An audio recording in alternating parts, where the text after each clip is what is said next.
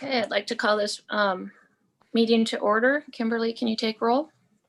President Bill DeSmet, Vice President Carrie Nicholson, Here. Secretary Lisa Middleton, Here. Treasurer Larry Williams, Here. Trustee Amanda Lankard, Here. Trustee Shauna Gamble, Here. Trustee Richard Lindsay. Here. I will take a moment of silence.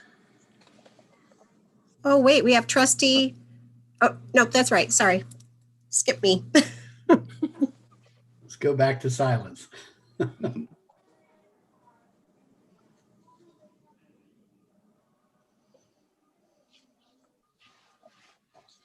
Larry, would you like to lead us in the Pledge of Allegiance?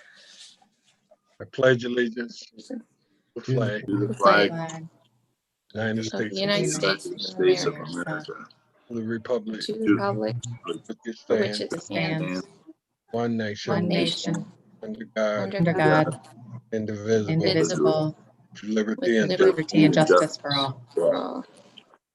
Okay. Move on to 2, approval of the agenda. We have one change in section 16. The dates are off. It should say January 1st, 2021 to December 31st, 2022. And then on items 7 and 8, if Raymond Robson shows up a little bit late, we will move on to 9 and come back to 7 and 8 when they join us. Could I have a So I actually have a question about that before we go through the motion.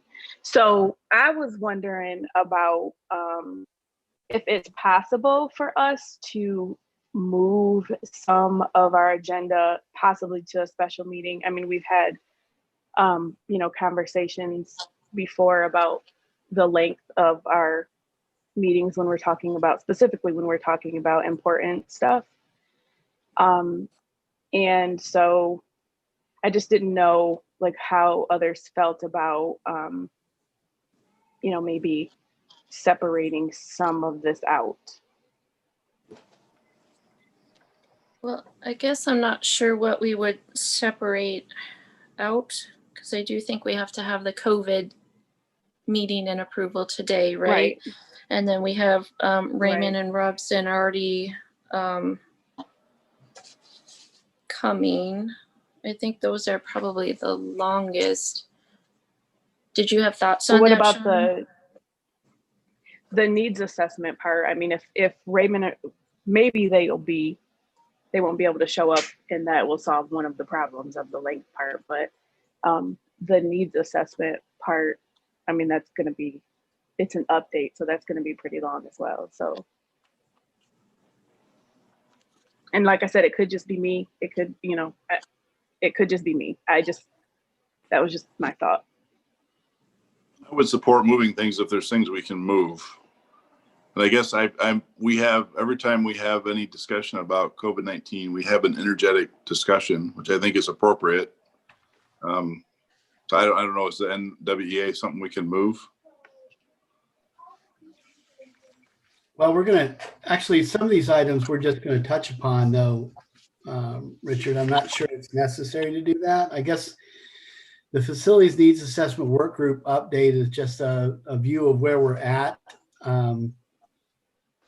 We're not putting out ideas on projects and those kind of things right now, Shauna. We're just talking about the process and where we're at. What was just wrapped up this week and the new meeting is scheduled this coming Wednesday. Okay, I just like history has shown that those conversations can be pretty robust, and so I just didn't want to, I didn't want any of us to be to the point where we're like information overload, and then I also didn't want the public to feel like it's too long. We didn't have a chance to make a comment, whatever. So that was just my 2 cents, and obviously I'm just one person. So yeah, I appreciate that, and I think the closed session will be pretty brief. So 10:30, we'll hold you to that, Randy. Okay. Okay. I'll let you sign off. All right, I make the motion to approve the agenda with those changes as stated by Vice President Nicholson. I think that was Lisa in support. So I have a roll call. Richard, Yes. Shauna, Yes. Amanda, Yes. Larry, Yes. Lisa, Yes. and then Carrie, yes. Okay, so we'll move on to 3. Members of the audience may address the board on agenda items only. Individuals who wish to address the Board of Education are requested to complete a public comment request form to make comments, and will be given 3 minutes to address the board. I believe we have 1 individual. We had one individual, but they left the waiting room, so I'm not entirely sure what happened with that. Okay, well, if they come back, there's another comment section further down if it's related to the COVID awareness, or if they want to come in and comment at the end of the meeting, just let me know. Okay, so we'll move on to 4, discussion. A, risk of COVID-19 transmission in schools. Okay. In your packet, you have a health department form from Kent County, actually. This is being widely circulated among other health departments in the state, and our own Calhoun County Public Health Department likes it, wants to utilize it with our school districts and talk about how this information can help guide us in the impact of transmission or potential transmission in our buildings. I'm going to give you some data that gets calculated specifically at the Calhoun County level. And that data is used to fill out this form. I'm going to walk you through the decision matrix that goes on with this form. The hope is, first off, that we do find value in it as superintendents. We hope the boards do. There are some issues that I want you to think about before we adopt it. So right now I'm going to demonstrate it for you, okay? Every Wednesday, Eric from the Calhoun County Health Department said he would be able to generate specific numbers to the county and specific numbers to the district to fill in the top part in section 1, that box up there. In that box, it talks about a county positive rate of 7-day average. Right now, if you pencil in your box 14%, that's where it was last Wednesday on the 9th of December. The second, Ray, a Yes. question. Are you sharing or are we just looking at it? you're just looking at it. Should we Okay. put that up? Is there That any might way be to- Oh, I helpful, just or wanted if to- anybody is watching, I think there's a lot of data on here. It would be easier for them to see, it might be understand. more- it's kind of small print, but we'll see. Can we put that up?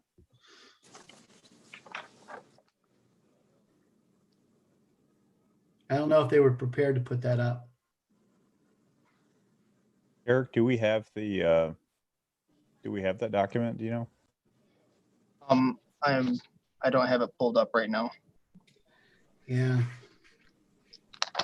I don't have the wherewithal to throw it to you right now from home. Let's just verbally go through and see what we can do. Becky, if you've got any ideas. I'm going to work on getting it over to him. And so as you guys go through it, maybe he can get it popped up. So that way people can take a look at it and it's on there. So Right. give me a second and I'll get it over to Derek. Okay. And Kimberly sent it through the board package, so it might be electronically with her. So I'll just go through the 3 data points. The first one is the county positivity rate 7-day average. Now you can get that online at mystart.org.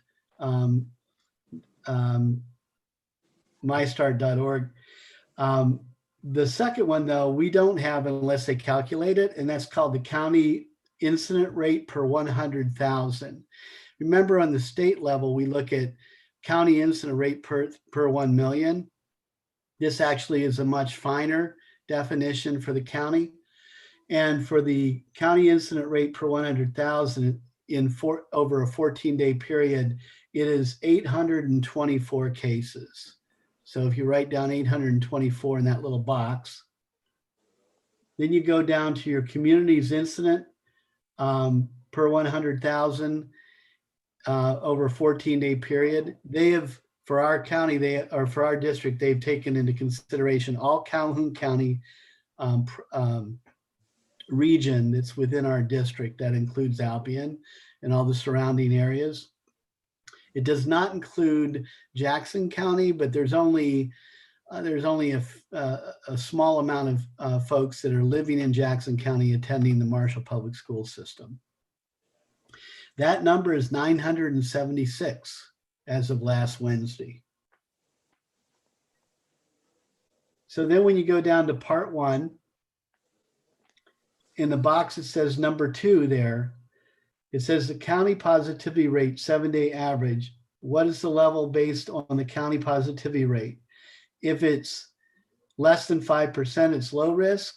5 to 8% is moderate. 8 to 10% is higher.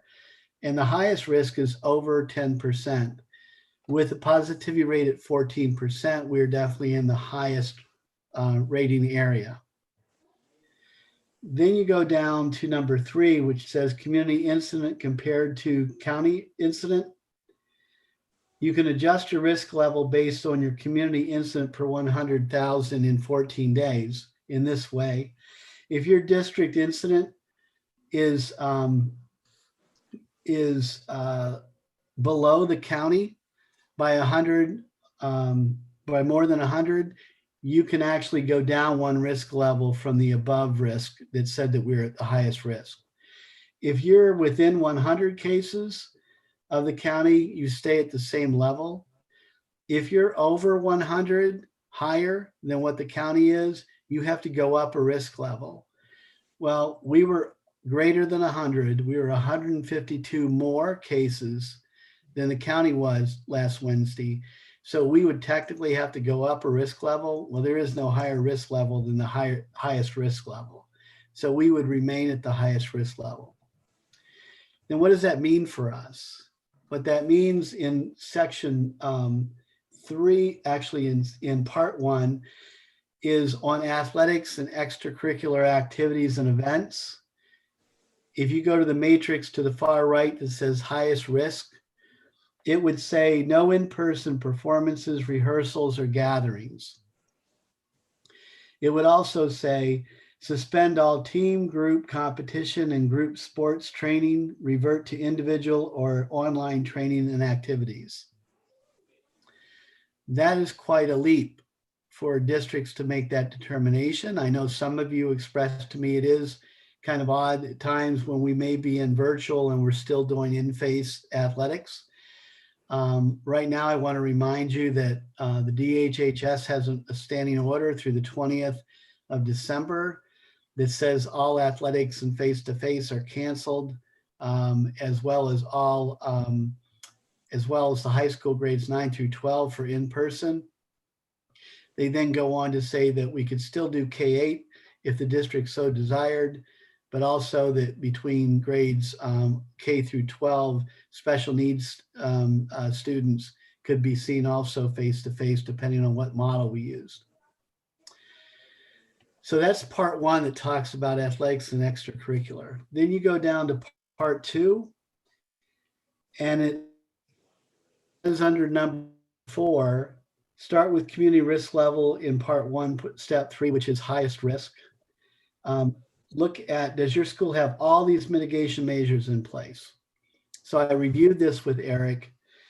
In our practice, we do have universal masking of staff and students, so that's a yes. We do have symptom screening for all staff and students reviewed by school staff daily. It's a yes because they agree that the health department agrees. Thank you very much. Could you scroll down to part 2?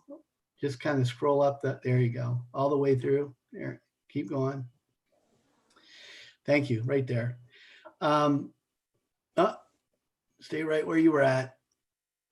So symptom screen for all staff and students. They agree that if we are asking parents to screen students, and then communicating if there's an issue that's appropriate. Use of cohorts for staff and students. We can say that we do cohorting for kindergarten through 5th grade. We cannot guarantee or state that we do cohorting for grades 6 through 12. So I don't circle that. I consider that under the recommendations on the levels that we're talking about. The ability to maintain at least 3 to 6 foot between students in the classroom. Yes, we can say we do that. And there is no evidence of in-school transmission in the past 14 days. We can clearly say, yes, that's true. So there's only one area that talks about whether we do or we don't, and that has to do with cohorting at the 6th through 12th grade level. If you say yes, you can go down a risk level to all. If you say yes to all of those, you can go down a risk level. Right now, I would say we can't. We have to stay at highest risk. And then if you look at the matrix below where it says highest risk over to the right-hand side, for grades K through 5, at highest risk, it says use alternate strategies to reduce numbers of students in classrooms. Really, the only alternate strategy we would be able to use with our current hybrid model is to break that down even further by doing 2 days on and 3 days in virtual, like we do at the secondary levels. So Randy, can you just explain what, I feel like we've already reduced how many students are in the classroom, in that most K through 5 classrooms don't have anywhere close to what they had before. So are they meaning that we need to reduce the number of students if we were already at 3 to 6 feet apart, or just reduce them, in general from what they were last year? Yes, they mean, Carrie, that when you're at the highest risk, you need to do other things to continue to mitigate. Now, those other things could be reducing class size further by doing alternative. It could be more practice of meeting with the classroom with even larger space, giving them more opportunities to be outside. We'd have to look at each one of those things and talk about what does that mean by increasing our mitigation efforts. And I would probably most likely I would be consulting with Eric about what that might look like. For the 6th through 8th grade, it says in person with highest need only, which is what we're currently doing. Highest need only is around students with IEPs and students with English language learners, and also possibly even 504s that need accommodation. And then under grades 9 through 12, it says virtual learning. As long as county positive is above 10%, virtual learning should be maintained for this group.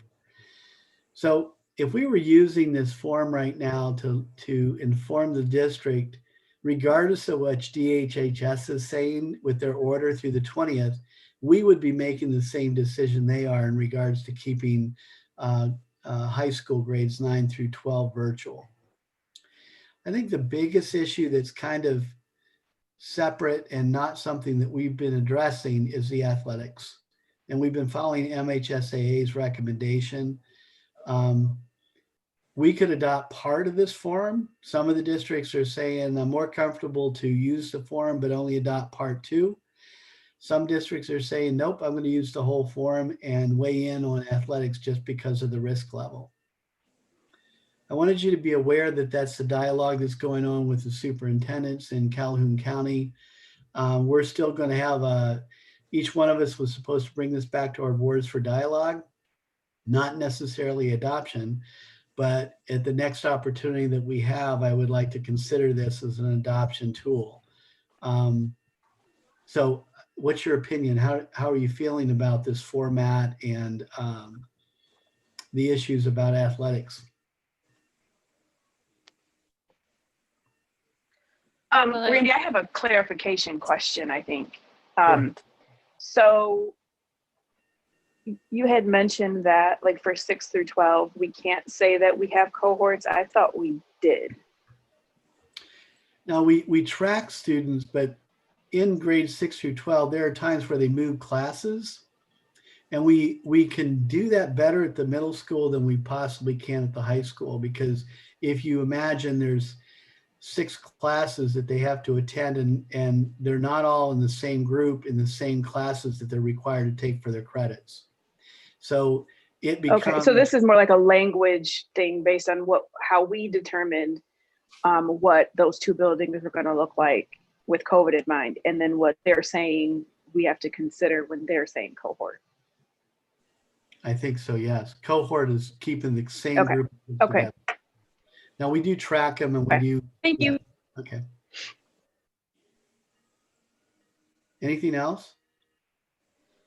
I do like that it seems very transparent of what's going on and what we're doing when we have this model.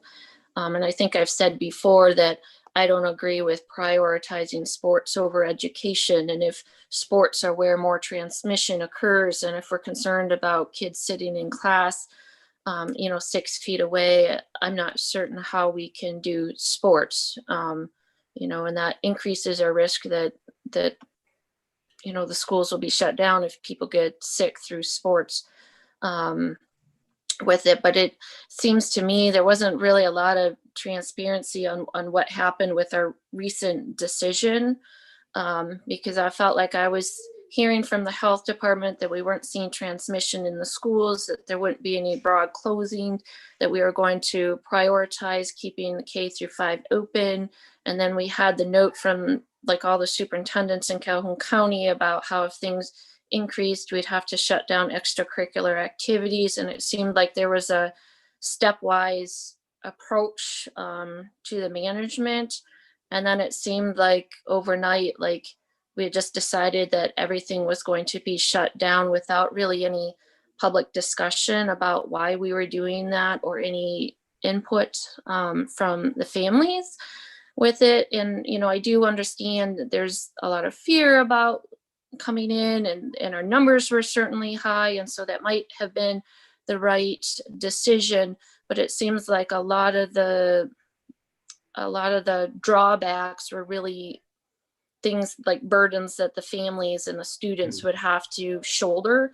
So like our teachers, fortunately, don't have any financial impact of closing, but that's not the same on our families, that there are people that, may not be able to work because their kids are home with it. That we've talked before about how, kids are literally failing with the virtual model or with the hybrid model. And so, the education certainly is a difficulty. There's been a lot of things about just emotional health with it, and families trying to teach their kids at home while they're working. And then just, we talk a lot about equity and the importance of equity across, the district and among groups. But this is also something that's been shown where, it doesn't have the same effects on everyone. And the kids that are in the disadvantaged groups suffer a lot more, than others, and people that don't have the resources at home or the internet access. And so, I just felt like we should acknowledge what's going on and the harms, and really talk about why was it that we had this sudden shift. And if we were having a model like this, it would be obvious, well, our positive percentage, was well above, but our positive percentage, was above that mark probably for most of November and maybe a lot of October. And so that didn't seem like that was what triggered the change, and to help the community understand, well, why is it that at that point we decided to make the change, and what are we doing to help so that we don't have like increasing inequality. So I do like this, and I do feel like if we don't feel like it's safe for our kids to sit in a desk, it shouldn't be safe for them to play basketball inside.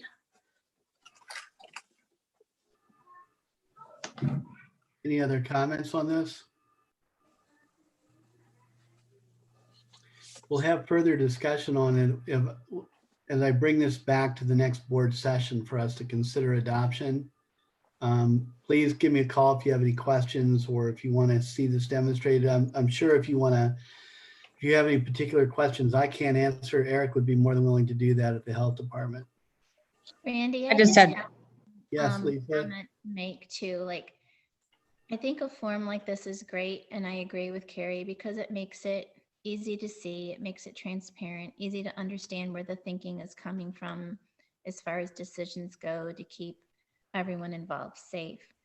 The one thing that I think is not on this form is just our district. It's the community, but just the number of cases within our school district, which have been relatively low over the last several months.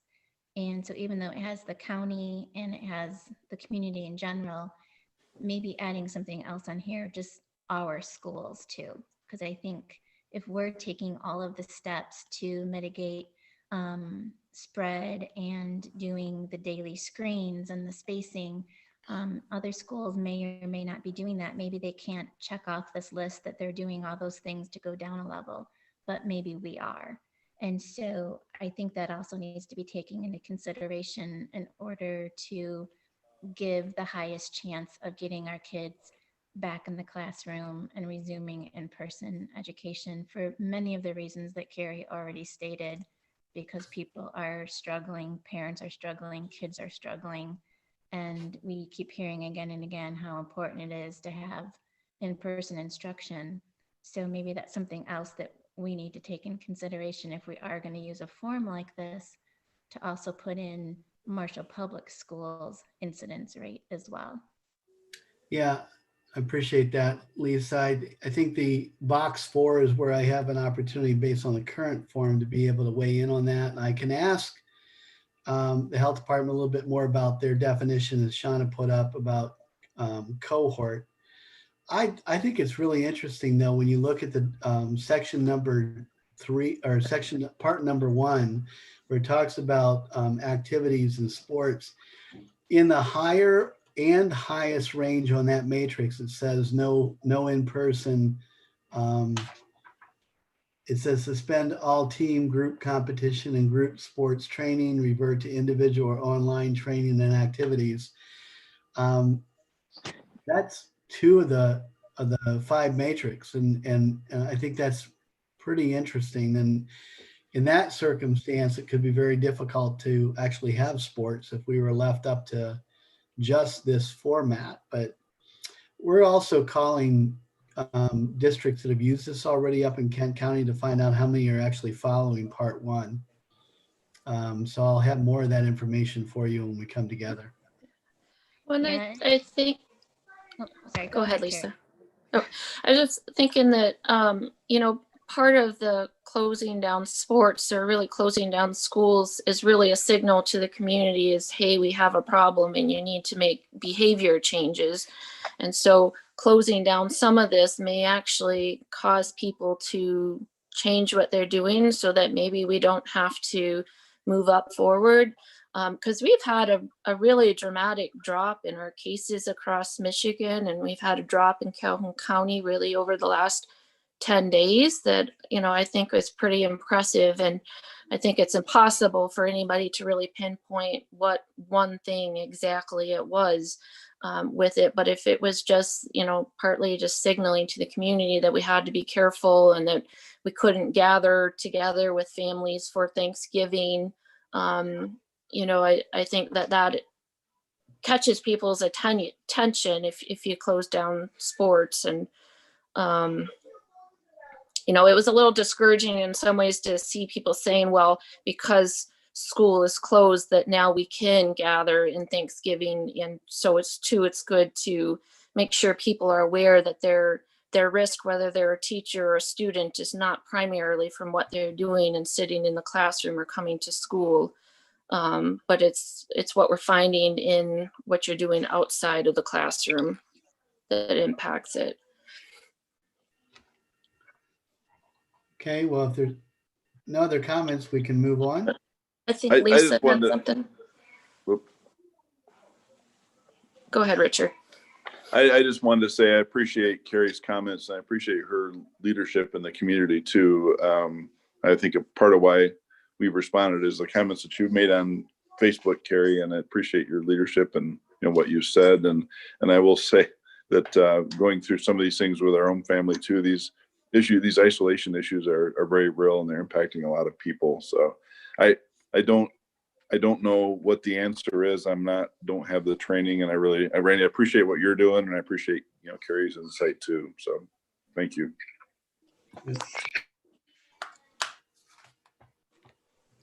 Lisa, I think you were going to say something. Randy, is the county looking at adopting this? Is it something that we as an individual district are looking at possibly using? What's the thought process? Yeah, the county health department likes it and thinks it might be a good way to more personalize or localize the data at the county level and at the district level for us to make good informed decisions. It's not like they're going to say you have to. It's more like this is a guiding tool that we make a decision on. It's one of the many matrix that we would consider along the way. Right now, every district's looking at it, but I can't tell you that every district's recommending it be adopted at this point. So I still want to see how everything else is going with the other colleagues in the area. And I mean, if we do this in athletics, for example, we have a number of districts that are outside of our county that are in our conference, and they would be operating with different matrix and also different decision tools, kind of like the EEE when we were out front saying that we needed to reschedule our events before sunset. And some of our districts that were in our conferences said, no way, we're not doing that. So there's no absolutes, and there's no easies, and there's no requirement in regards to this tool. Right now, it's just something the health department values as giving us additional resources to consider. Thank you. I'll just say one thing, and then hopefully we can wrap up. I just want to say that this is the type of document or guidance that I was hoping to get back in July and August when we were trying to make all of our decisions. So I'm glad the health department brought this up, and I feel like I've seen a version of this somewhere out there on the World Wide Web. And I think it's going to be important. I think it's going to be necessary going forward because we have to base decision in some sort of science, guidance, something to help us move forward, because I have a feeling that rates are going to fluctuate back and forth and before we all get the vaccine out there widely distributed. So I am in favor of adopting something like this, maybe not this exact thing. And I'm a sports person through and through. I love sports. My kids are in sports, but I also think that sports are important, but I also feel like education is number one. So our primary focus should be on education, and sports should be a secondary to that. Okay. With that, Richard, can we move to the table for item 4B?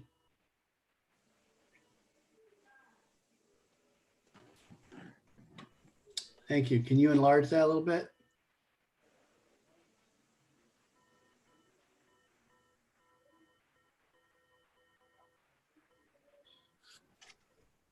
Perfect. That looked pretty good.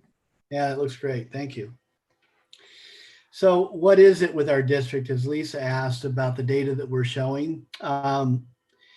This is a week by week trend. If you look at the second column beyond the definitions of the buildings, you see the date range of August 24 to November 8th. That is a combination of all of those weeks combined from the beginning of school up to the 8th of November. The next column is the 8th of November to the 14th, then the 15th to the 21st, 22nd to the 28th, 29th to the 5th, and then finally the most recent week ending last Saturday, the 6th to the 12th. On the right-hand side is the building totals. If you go right across on the horizontal, you'll see Gordon has 0 students and 1 staff member that's come up as a confirmed positive or a probable positive case. And you read down, you can see each one of those. The lower right-hand corner is the total of that column, and the total of the row that also shows on a weekly total how many cases we received. So leading up to the 8th of November to the 14th of November, if you look across, in Gordon, we had 0 cases new in that 5-week period of time. In Harrington, we had 0 new cases in that 5 weeks. At Hughes, we had 1 new staff case that was outside of the schools during that period of time. At Walters, we had 1 new staff case, again, that was outside of the schools during that period of time. At Shamrock, we had 0. So in our early childhood programs in the last 5 weeks, we really have very, very low, if not, very, very low upticks on any cases that are coming up as confirmed positive. Granted, we were out on the 25th for the November 22nd to the 28th, but we still ended up having 2 cases called in as positives as you read down the list. You go to the middle school, and the middle school had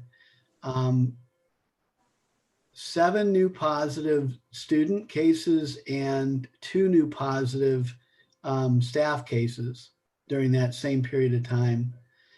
And the high school had 11 new student cases and, well, just 11 new student cases, no new staff cases.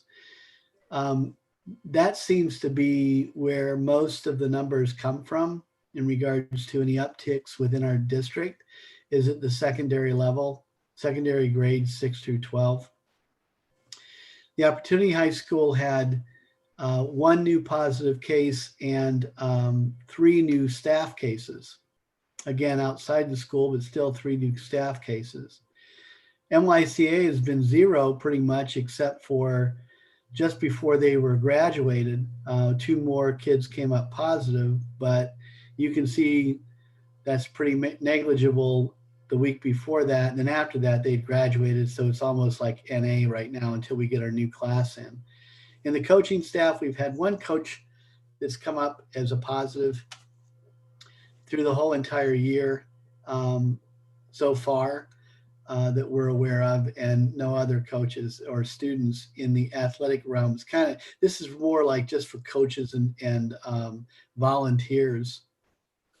Then administratively, we haven't had any positives at this juncture. So when you look at that, you see that clearly what we're demonstrating is that the elementary levels K-5 is probably the least risk. And with accompanying what was said from Carrie, as well as we do know the incredible burden that our parents are carrying when they have students at home in virtual. Not saying the virtual and the remote isn't working. There are a lot of continued improvements and advancements going on. However, we've always said, and the field of education says, that our little kids, our K-5 especially, need to be in school as much as we can get them there. We can manage that right now with the split of those students that choose to go virtual only and those students that want in person. We are looking at the data right now. Chad is doing surveys about come second semester, are you going to be leaving virtual to come in person? Or are you going to be leaving in person to come to go virtual for the remainder of the year? We're looking for that data. I know Chad's going to be chiming in on this pretty soon. But that's the picture that we have. Any comments with that? Does that surprise anybody? Are you seeing what I'm seeing on this? So, Randy, I think it would be helpful if there was a way to compare the rates of people being positive within our district, meaning our staff and our students, compared to the rate in the community. Because you can see this data like all throughout the nation that seems to indicate the levels in the school are really relating to the levels in the community. And there's very little, not that there's none, but there's very little in the scheme of things transmission through the community. But if we could actually show, you know, our staff and our students what the rates are at our school compared to our community, that might help them get a sense of, yeah, it's not really spreading so much in school. Because there's always the concern that, well, you know, it is spreading, we just don't know it because there's these asymptomatic kids that aren't getting, you know, aren't getting tested, and maybe they're the ones that have spread it to, you know, the teachers, or maybe they're spreading it at home. I think there's this concern that there's still just so much that we don't know about it, and that schools may still just be real germy, because in general, when we're not wearing masks and we're not social distancing, they do spread a lot of germs. Yeah. Well, I think one of the reasons why we're doing as well as we are, and I really hate to even say that, but one of the reasons why we don't have as many incidences is because of the mitigation that we use across the board. I know the health department's been very complimentary in the work that our staff do and our administrators do about that. I get your point. I think, you know, when we talk about our COVID-19 alert system and our dashboard, we're representing students that have school associated cases, which means that not only students or staff are positive, but when they're positive, did they have access and were they present in a building at an activity or whatever during their contagious period where they could have passed the virus on. There are a number of students that come up that don't show up on our dashboard. They're in Danielle's database. She'll be sharing that, or she shared that in your board packet. But a lot of those kids are virtual only. They don't do extracurricular or co-curricular activities. They don't do athletics. And so they are not considered to be a school associated case. So I'd probably say there's probably at least, I'd hazard to guess, about 8 more students that aren't showing up on this list because they're virtual only and don't engage in our schools. I think it's an interesting point. I raised that with the state today when they're talking about reaffirming this legislation that requires us to do a dashboard. That we need to think about maybe getting a little more I don't know, more specific. Maybe even what you're suggesting, Carrie, is that we start looking a little bit more comparison of our district within our communities and the data within the communities. I think the health department step is in the right direction about the cases or incidences per 100,000 versus 1 million.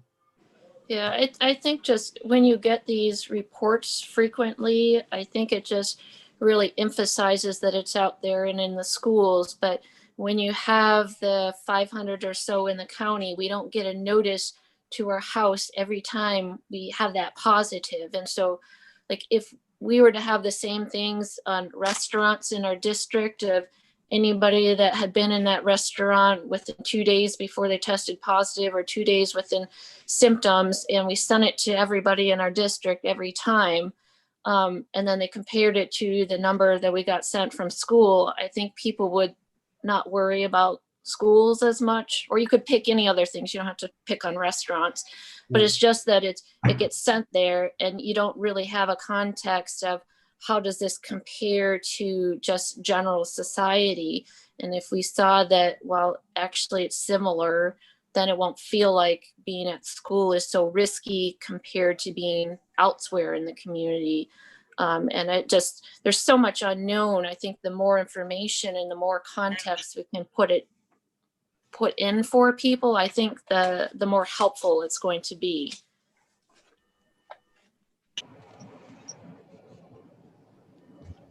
Anything else on this?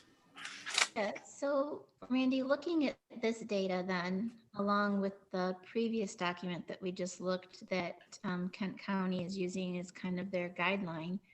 So when you look at this data, especially at the elementary for K through 5, and we see the low numbers there, as well as if we were to use a document like the one just showed, as far as using cohorts and having all those boxes checked off that yes, we are doing all those mitigation strategies to prevent spread, and you could go back a level, for example, it would put K through 5 back in school. In-person learning, yes. Right. So are we sticking with the plan? Are we considering sticking with the plan that nothing happens until January 18th? Are we looking at using some of this data here and the previous document to say maybe we should get back to school earlier for that K Yes. through 5? I know MDHHS has like dictated what's going on at the high school level, and the middle school is kind of that bubble in between. So what kind of thoughts are going on there? Yeah, so two things I want to share with you, and you're reading my mind about wanting to come back earlier for K-5. Two things. One is before Thanksgiving, we were talking about the quarantine period of time between exposure and or onset of symptomology to go 14 days to make sure that you know that you're not bringing something out of an experience, a social experience or family experience for Thanksgiving into the schools. And so we talked about with that and DHHS that we would go to do 14 days past Thanksgiving. Actually, it was 10 days, 10 to 14. And then DHHS extended their stuff to the 20th. We also then talked to the health department, and just this week, the health department has adopted the standard recommendation from CDC that says the quarantine period now is 10 days and not 14, as long as you don't have symptomology during those 10-day period of time. So there is a condition to it, and the health department is not adopting all of the CDC recommendations through that, but certainly they're adopting that. So I said, well, right now we were thinking 2 weeks past New Year's to not bring people back, but if you're talking 10 days, and we know that our students are in K-5 are probably least at risk. In that circumstance, could we consider bringing them back early because these kids need to be back in school? We're going to talk a little bit more about this under the extended learning. This is how we apply the model, but I think it has implications. I feel inclined that I'd like to survey our parents. We couldn't get a survey in time for this board meeting, but survey our parents in K-5 and ask them would they support coming back a week earlier, bringing them back on the 11th of January instead of the 19th. The other question then becomes, are we going to do that for 6-8, or are we going to just leave secondary out there? And no crystal ball, what's going to happen during the 2-week winter break? And are we going to see spikes and all that kind of stuff? And is it going to be really dicey by the time we get out of holiday? So, as you can see, there's a lot of things that come into play in these decisions, but I would certainly want to have a discussion with the board before we make that announcement. I'd like to bring back feedback from our parents about that. I've been getting feedback from parents on a case-by-case basis, but I'd like to hear the parents respond to a survey about that. I'm glad to hear that, and I know that probably several members of the board have probably also heard from community and family and parents as well. So I'm interested to see what Chad's survey shows as far as what parents would like to do and that considering bringing the kids back a week early. Yep. Thank you. We established the survey. We just haven't, I think, Chad, if you're on the line, I don't know if you implemented that or distributed that today. But we were trying to get that distributed as soon as possible. Any other questions on this chart? So Randy, a related question. How does absenteeism, I mean, I've had a number of clients that are employers that one person's exposed and then there's 10 others that have to quarantine. Is that a concern for the elementaries going back, or have we managed that pretty well so far? No, good question, Richard. I think when we talk about close contacts and whether or not they have to be quarantined because of close contacts, we've only had a few groups that have had to do that simply because with younger kids, it's just really difficult to ask a first grader, have you been less than 15 feet or less than 6 feet for 15 minutes or more during the whole entire day cumulative with the person that came up positive. Basically, you have to assume that they have and work accordingly. So the exposures that we had at the elementary levels, Richard, were pretty defined and short-termed, and after quarantine, none of the kids came back as positive or had symptoms. So we think we've been pretty successful with that. I think the bigger impact that we've had has to do with the secondary level and the exposure that has impacted a number of student athletes and a number of students associated with somebody that's positive. So does that answer your question? That's kind of what I'm thinking.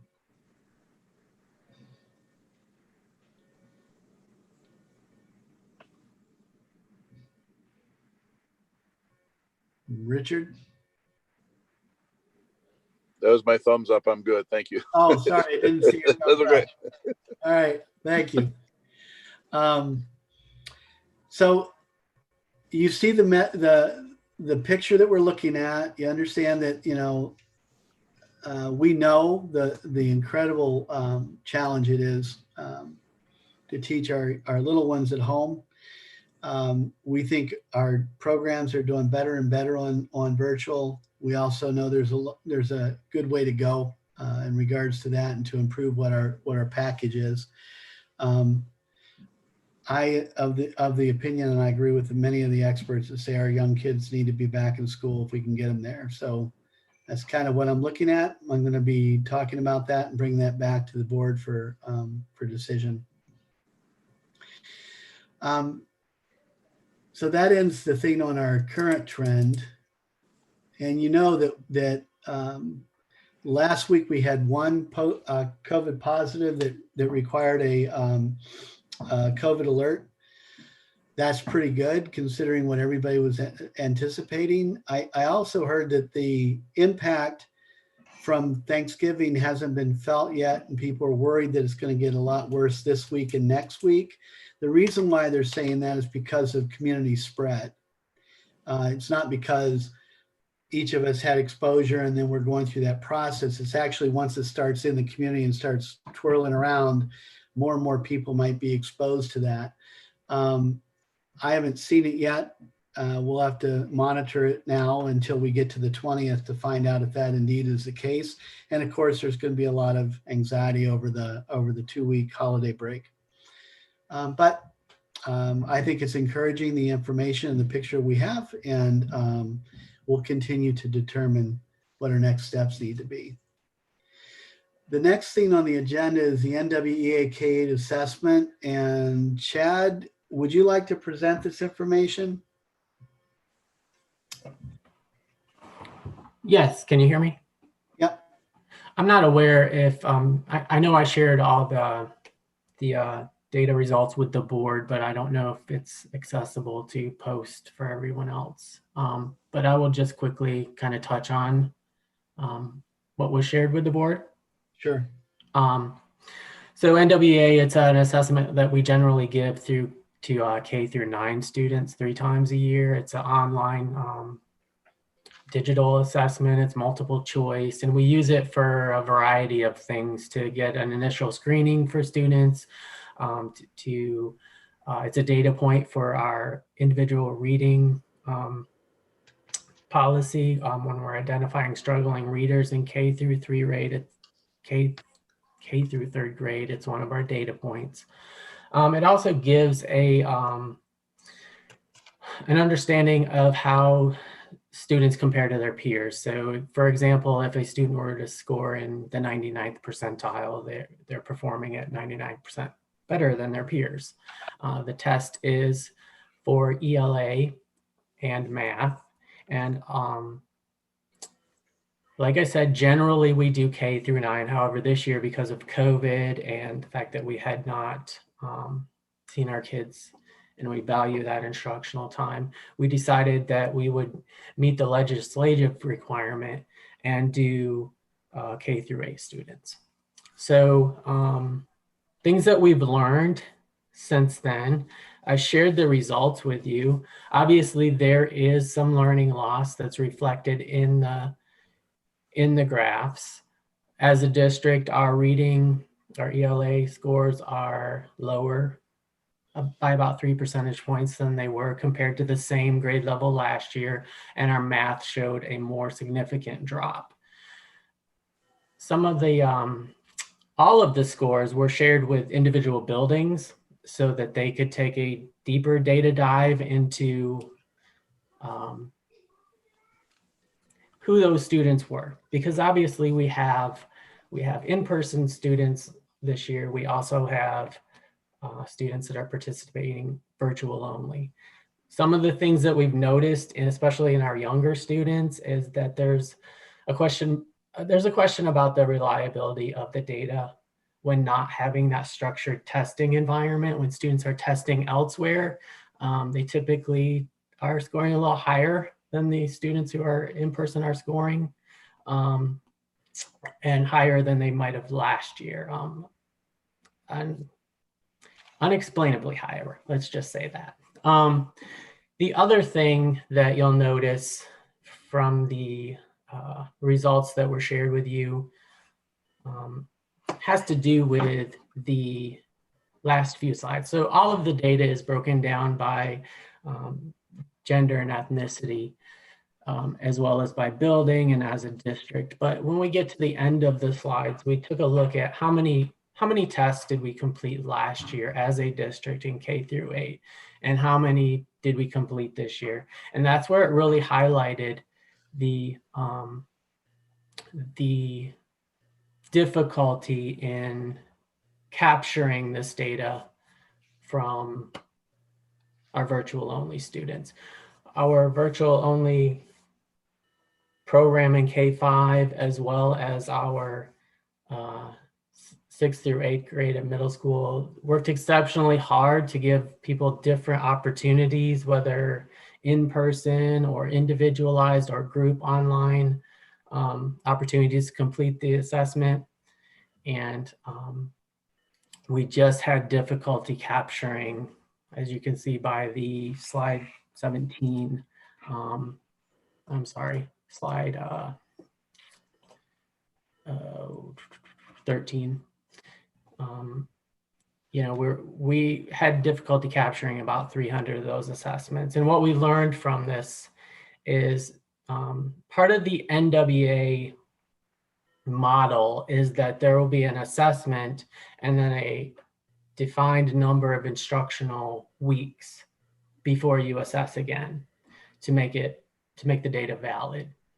And we spent such an enormous time trying to capture all of that data that we weren't able to close the window until October 30th. And typically we will have that assessment window closed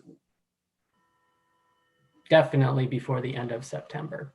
So that created a discrepancy in the amount of instructional time we can utilize before we're scheduled to assess them again in January. It's significantly shortened. And so Chad? From that, we had some suggestions from our building administrators, from our teachers that we discussed in our assessment committee about moving forward. And it had an impact on our COVID-19 plan. So we'll talk later about that. But Chad, yes, ma'am. do you think that the virtual students taking longer, like being later on testing, may have been the difference between the test results? If if some of the kids had, like, say, 3 extra weeks of schooling between when they were tested and others? It was possible. It's just much harder. A lot of those assessments were done by reaching out to a family individually to schedule that time, where generally you're doing it in groups.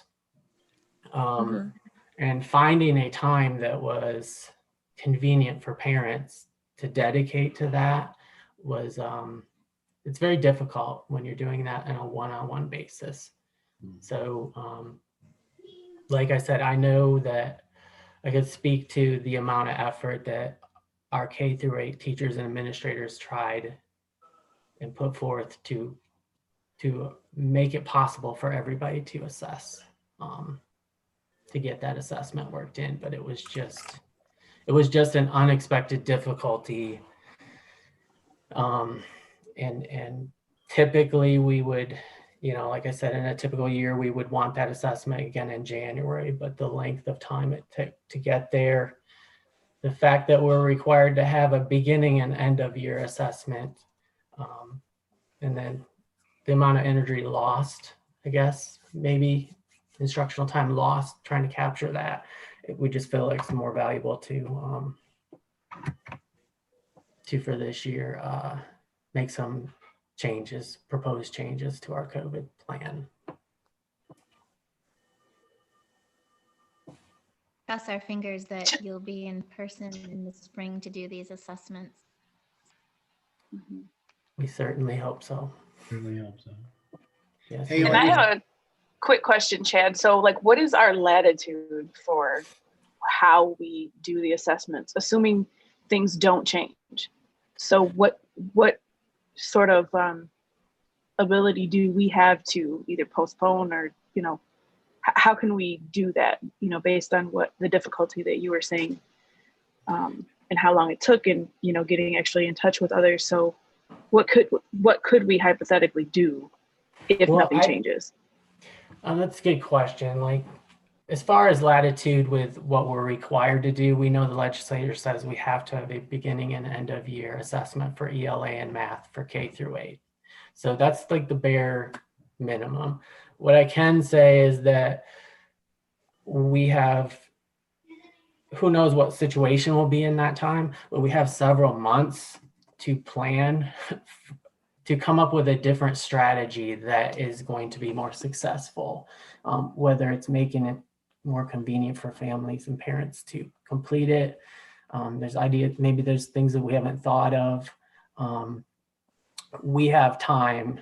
I'm confident we have time to get everybody tested in the spring, because we know the challenge we're facing now. Okay. And so one other question. So is there some other assessment that we can use in the meantime? Since typically we do, 3 of them? Is there something else that the teachers have the ability to use, or are they not as concerned about that? I think they rely on their typical classroom assessments. Okay. In the meantime, I think we're all comfortable with that. And then there's some screeners that we'll continue to take as far as our reading screeners. And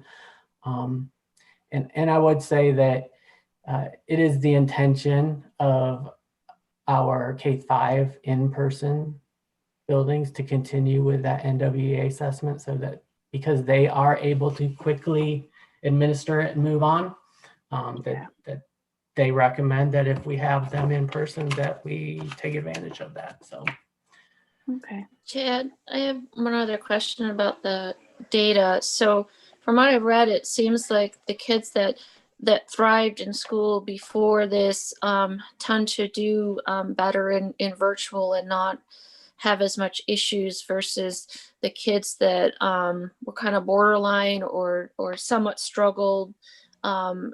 They're the ones that are hit harder. So I feel like if we use this cutoff of how many people were above 50, the 50th percentile, it may not look as bad as if you did the average, or you then took how many kids didn't get past the 25th percentile. Do we see that it's a similar amount of drop throughout like regardless of how they were doing before, or are we seeing that there's a drop overall in who has been able to hit the 50th percentile, but the kids below the 50th percentile have an even greater drop?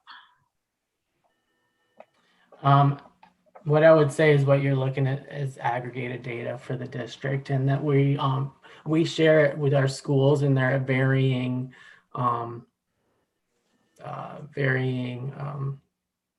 points in evaluating that data more closely with their staff, because really they need to determine which students have dropped and by how much, and they can take a closer look at that. This is meant to be a kind of a discussion starter for their building improvement teams. And I can tell you that deeper dive is going to take place at the building level.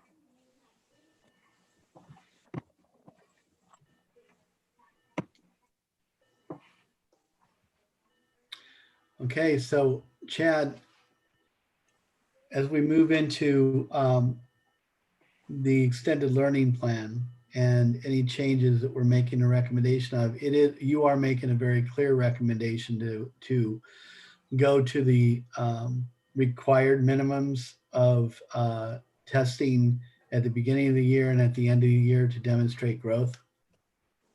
Yes, that's correct. And that seems to be widely accepted by our administrators and our district improvement team, that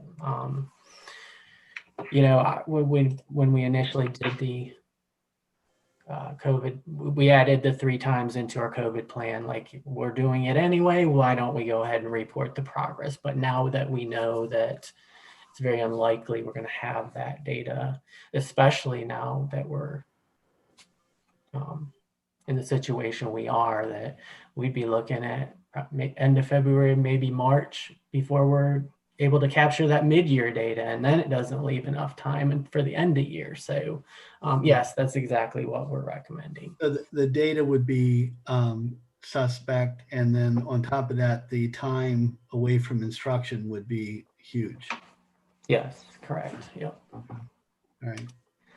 And so it was presented to each building and asked to report back. And like I said, there are various stages of doing that, but K-5 is leaning towards yes, that they would still like to give the assessment to their in-person students if we are in person. And 6-8 is leaning towards not testing in person middle of the year to maximize their time with their students. Is that the feedback that came from the building level or from the district improvement team?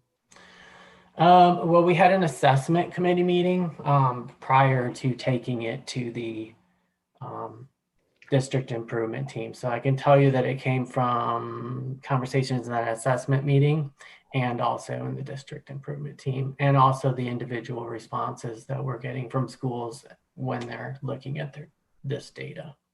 Okay. How many members do we have on the district improvement team, by the way? That was a huge assembly that we had the other day. I think we have about 26 different people that are invited. Yeah. And I would say we had somewhere between 15 and 20 the other day. Yeah. Okay. Anything else you want to say about any data that's being presented? I have district improvement team data review. Any insights other than what you just shared? No, not with regard to NWA. Okay. So I would like to, since you said that you had that the opportunity to meet with them, I am wondering about the ability to have some of this data aggregated, like Carrie was talking about, for a couple of reasons. Like, one of the things that I'm noticing specifically with the breakdown by ethnicity, it's really interesting that our African American students look like they are actually doing better this year than they were last year. And then unfortunately, the white students are not, except for at Hughes. And so it will be good to know, like Carrie was saying, like what is the breakdown of that actually? Like, what does that actually look like for several reasons. One, because we want to try to bring everyone up to, you know, the level that's going to have them, you know, getting the best out of their education. And then also, historically, we have had ethnic differences that looked different than this. And so I think we want to say, you know, what are we doing to continue to increase this one group, increase their percentages, even during COVID, you know what I'm saying? So moving forward, we can say, you know, these are some of the things that we did. So, you know, once we're back to some sort of whatever our new normalcy looks like, we have that information as well.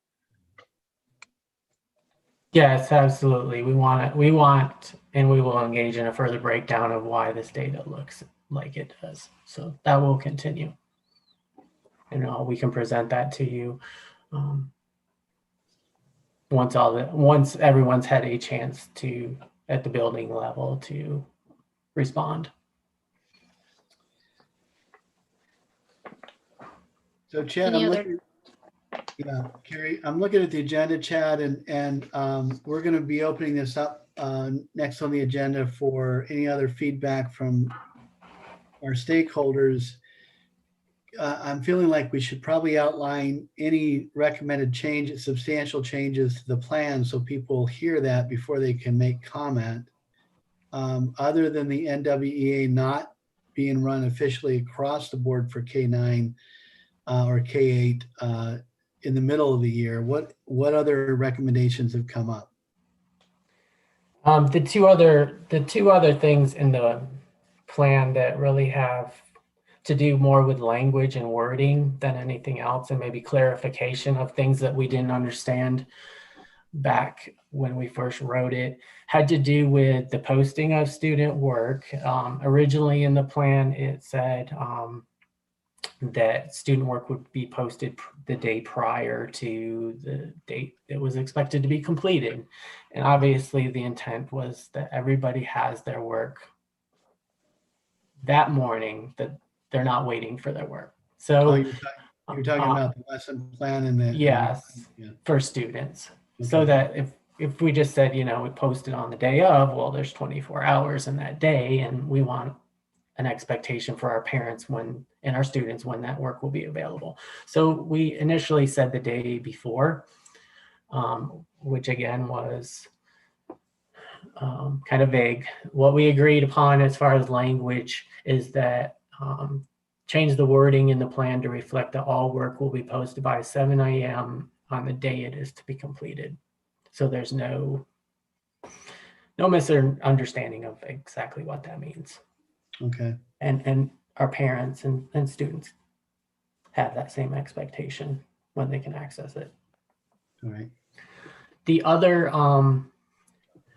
thing that caused a little confusion, I think when we initially wrote the plan, we were expecting that phases 1 through 3 would be defined by the phase that we were in as a state, and that we all knew that we had the flexibility as a district to be more restrictive than that.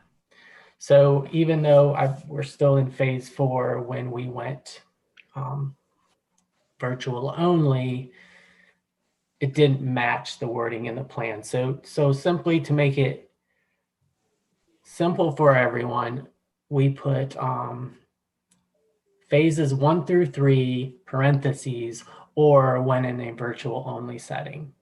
So because technically our district is following the instructional delivery model outlined in phases 1 through 3, however, our state is in phase 4.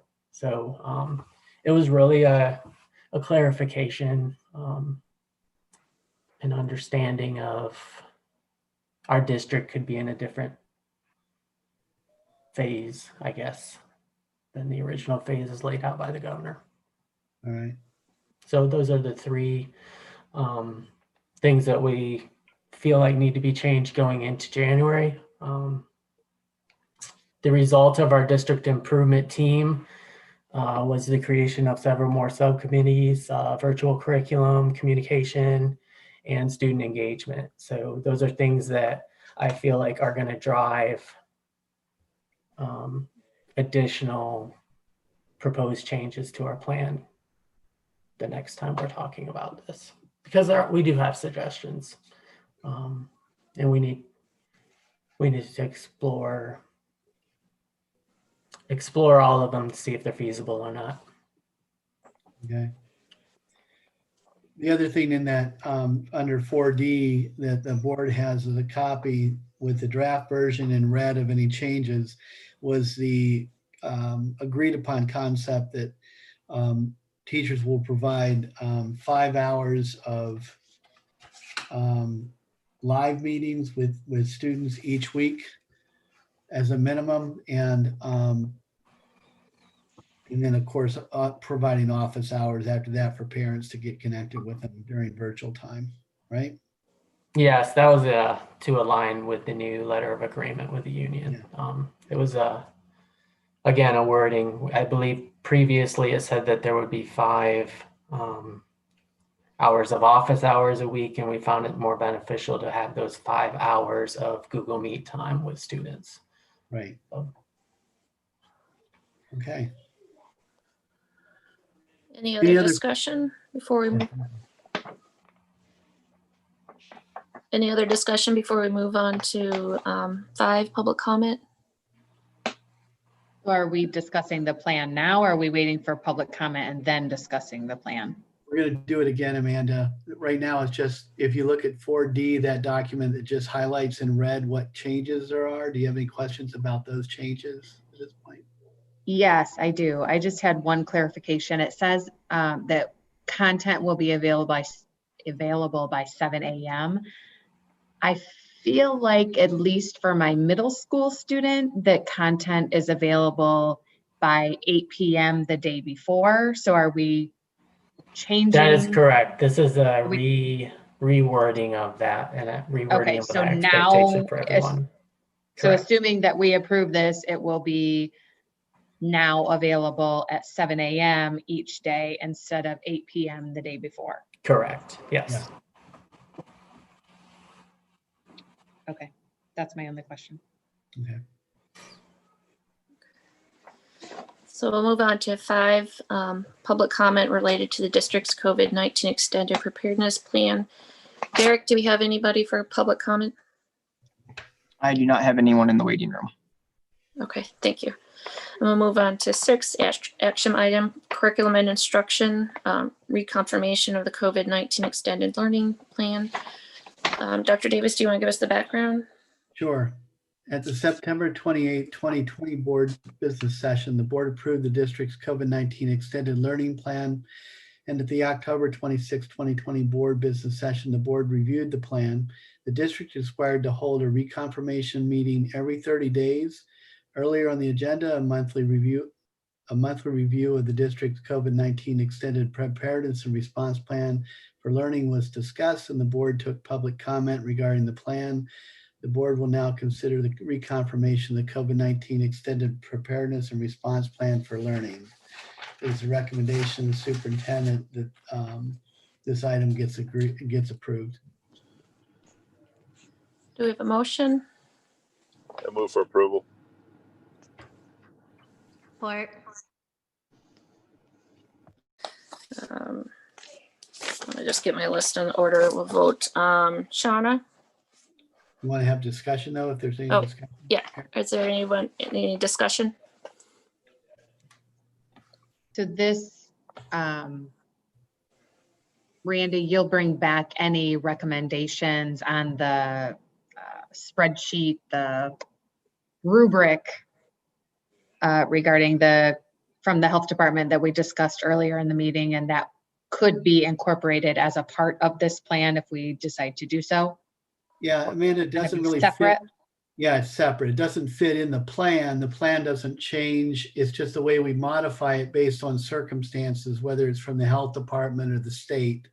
So that's outside the plan. So the plan is the roadmap, and then other extenuating circumstances influence that.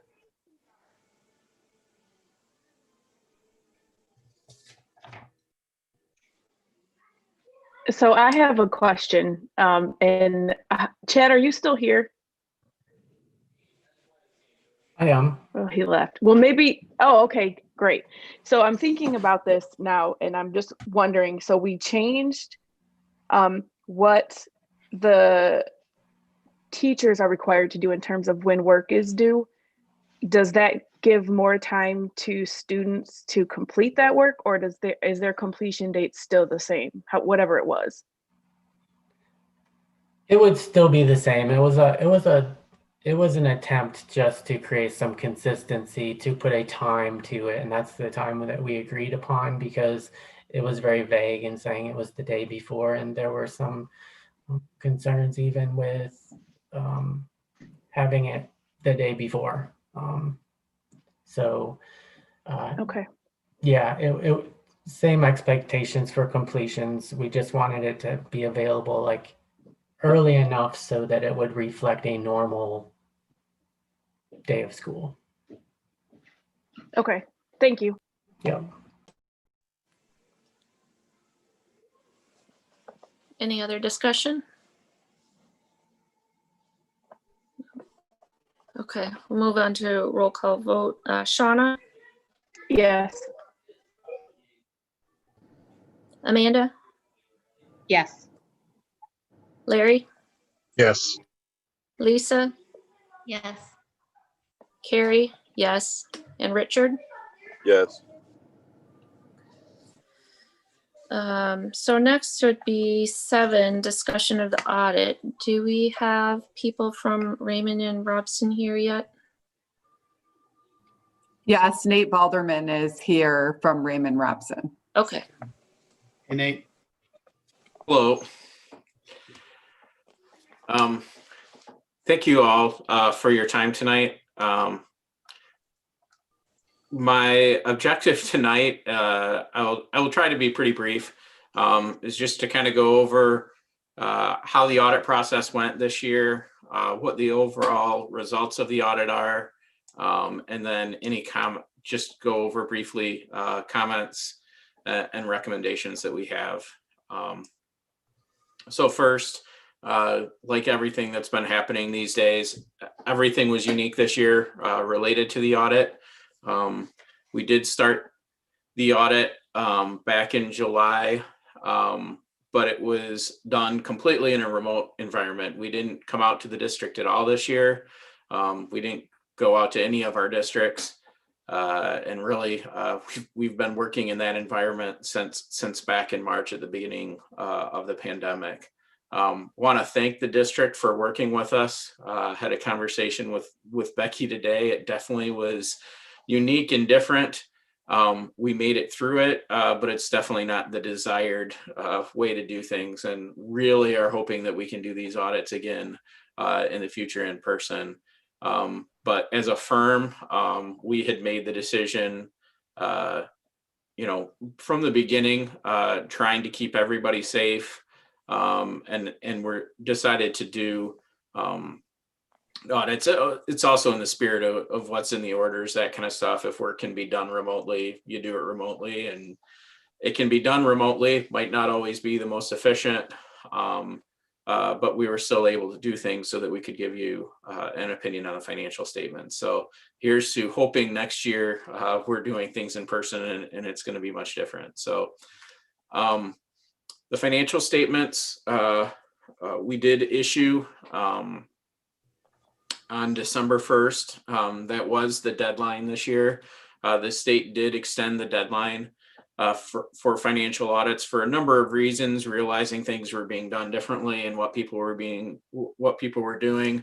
It was also technically because they were waiting for federal guidance to come out for auditors on all of this new funding that's out there. Not all districts were impacted by that in the current year in terms of the big dollars being audited. Most were not, but some were. Just as an FYI, that guidance still has not come out yet. We're still waiting on that guidance. But for Marshall, we're not going to actually need that information until next year. and when all of those federal dollars are audited related to the CARES Act. It basically came down to when the money was asked for and if there were any dollars. The majority of that is being recognized, even though there may be some expenditures from last year that would be part of the audit related to fiscal year 20, but because of the timing of when the awards were made, all that kind of thing, it's actually going to be made in fiscal year 2021. So we still don't have the guidance related to that, but it's coming. Ironically, they're going to call it, we've been told it's going to be called the August supplement to the compliance supplement, but they're just going to issue it in December. So hopefully in December. So, and that's a question that does come up, is when that's going to be audited. That is going to be a lot of new money that's going to be audited. And so your single audit will look much different next year than it did this year because of all the different funding that will be included in that. The audit itself, the opinion that we issued on the financial statements was an unmodified or a clean opinion. It's what you're looking to get when you have a financial statement audit performed. And it means that the financial statements are presented fairly in all material respects. So it's not an opinion that says things are perfect, but it's an opinion that says that based on our procedures, they're materially correct and the information can be relied upon. This year, I wasn't planning on going through page by page like I usually do when I come out, just in the environment we're in, that type of thing. Didn't feel that it was as conducive to do that this year. If there are questions on specific numbers, that type of thing, or specific information, I'd be happy to answer any questions on that, but I didn't have anything specifically on the actual financial results. But I did want to highlight the single audit because in addition to the financial audit where we had a clean audit opinion, we do also have a single audit, which is in the back section of the report, where we report on two different things. We report on internal controls over financial reporting, and then we also, because you expend more than $750,000 in federal awards, also have what's called the single audit and the federal awards audit. As a part of that federal awards audit, we go through a process where we select specific programs based on risk and other criteria. This year we tested a child nutrition cluster and had to go through and look at compliance for that program. When you're looking at the report, we did end up with 3 separate findings this year. One item related to capital assets, which would be finding 1. This only affects your government-wide financial statements. It doesn't affect your fund financial statements. The information we were able to work through with management in the current year. There were some changes that were trying to be implemented during the current year that didn't go as smoothly as we would have liked, but it's definitely something that we will continue to work with management to make sure that everything is updated. Again, it doesn't have an impact on the numbers that are there. The numbers are all reported correctly, and the information has been accounted for appropriately in the financial statements. The other 2 issues that came up in the child nutrition program, the first item is one that I would say child nutrition is frequently the program that we're testing, or one of the programs we're testing at school districts. So this year was no different, but it was unique this year because of the change in the program since the beginning of the pandemic. The amount of money that was coming into school districts through that program ended up being, in a lot of cases, the revenue coming in exceeded the expenditures, just the way that the program is set up. So all of a sudden, a lot of districts had excess revenue that ended up bringing the fund balance up above the maximum limit that they have under the program.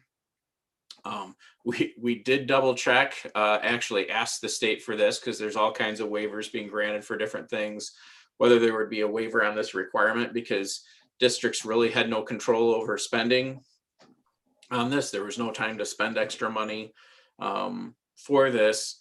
And they said there was no waiver, that you needed to write it up.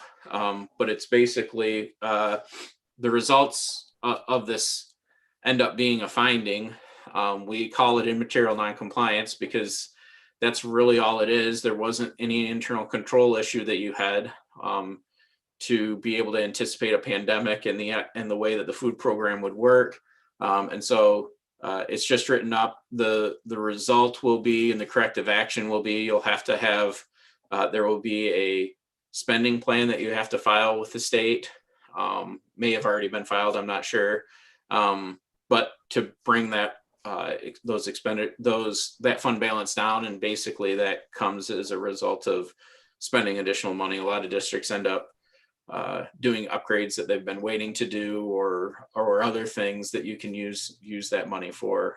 But you have to work closely with the state to get those things approved.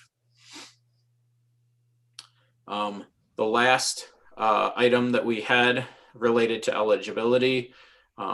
Again, in our sampling methods, if we have something that comes up where we do test for eligibility and looking at applications, if during that time there isn't appropriate documentation on those, we did have one item where the documentation wasn't appropriate for one of the individuals that was selected, and so it's included as a finding.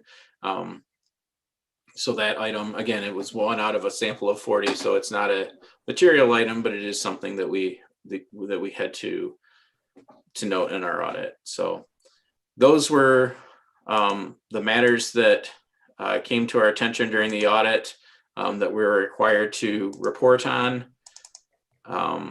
We also have a separate letter that we issue the independent auditors communication with those charged with governance. There can be items included in there. We did have one minor item related to property taxes, and it's more kind of an improvement, something to watch for. There's obviously there's a strong correlation between state revenue and how things get reported. And it can get kind of complex when you're reporting and when you work with a number of townships and cities, and the information that's reported at the township level and the county level. Ultimately, the county has to report information up to the state. And if that information doesn't get updated appropriately, it affects your revenue sharing or your revenue that you get, your state aid. And so it's just making sure, our comment is there were some discrepancies that we saw. They weren't big items, but it's one of those things that we wanted to make note of, because if those small items can become big very quickly, and then you have major issues. We have districts I have a district this year that after 6 years of discussing things with the state and the county, they finally got it resolved. And it ended up being like a $1.4 million issue, where if they wouldn't have paid attention to it and reconciled, they would have taken a $1.4 million hit in the current year without really knowing about it if the reconciliation process, they hadn't stayed up on that. So again, it's not a major issue. It's not major dollar amounts we're talking about, but we just wanted to highlight that fact as there were some issues this year. And that's really all I had to cover, but would be happy to answer any questions you might have.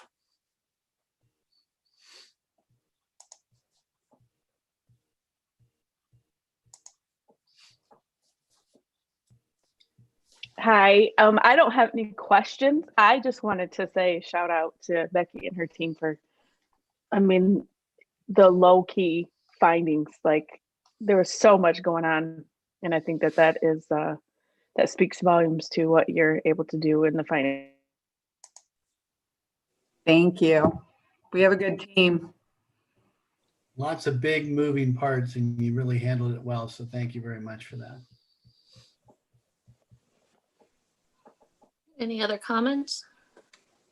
Any questions? Thank you, Nate, for coming and presenting for us. We appreciate it. Yep, thank you. Have a Thanks, great Nate. evening. You too. So we'll move on to 8, action item audit report. Accept the fiscal year 2019-2020 audit report as prepared and presented by Raymond Robeson. Becky, is that you to give the background? I can do that. After the business office closed the books for the fiscal year ending June 30th, 2020, Raymond Robson conducted its audit of the district's financial statements virtually in July. The audit report was thoroughly reviewed by the business office prior to being presented to the board. The report is now being presented to the board in its final form. It is the recommendation of the superintendent that action items audit report be approved as presented. We have a motion for approval. I move for approval. Richard, Support. any discussion?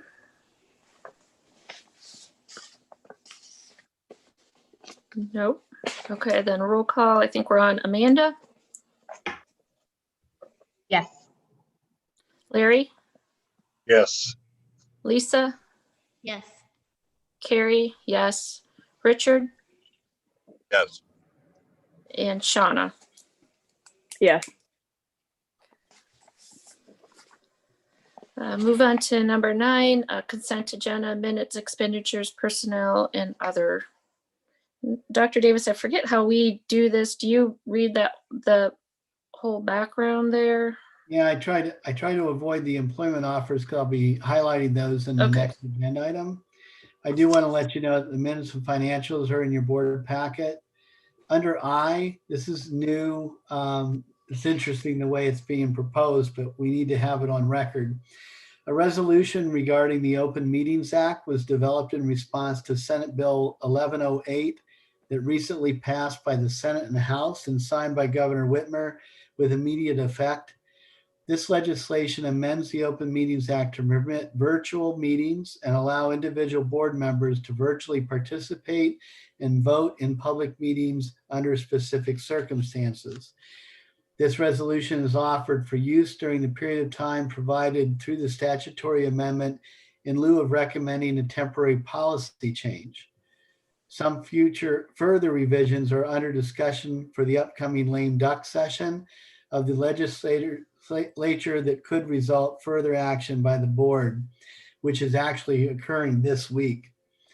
As amended, OMA allows for the continuation of virtual meetings for any circumstances through the end of this year, December 31st, 2020, and provides retroactive application to deem as valid all virtual meetings that have taken place since March 18th, 2020, under the now defunct executive orders. The board will now consider adopting the resolution. Resolution's written in your board packet. If you have any questions, let me know, but it's pretty self-explanatory. And then J, the Michigan Association of School Boards offers several opportunities throughout the year for school board members to attend training sessions while they are virtual right now. Authorization is being sought to allow board members who may choose to attend workshops and or classes to do so during the 2021 calendar year. And then finally, Dr. Davis is requesting to attend the 2021 MESA Virtual Midwinter Conference, January 20th and 21st, 2021. It is the recommendation of the superintendent that the consent agenda be approved as presented.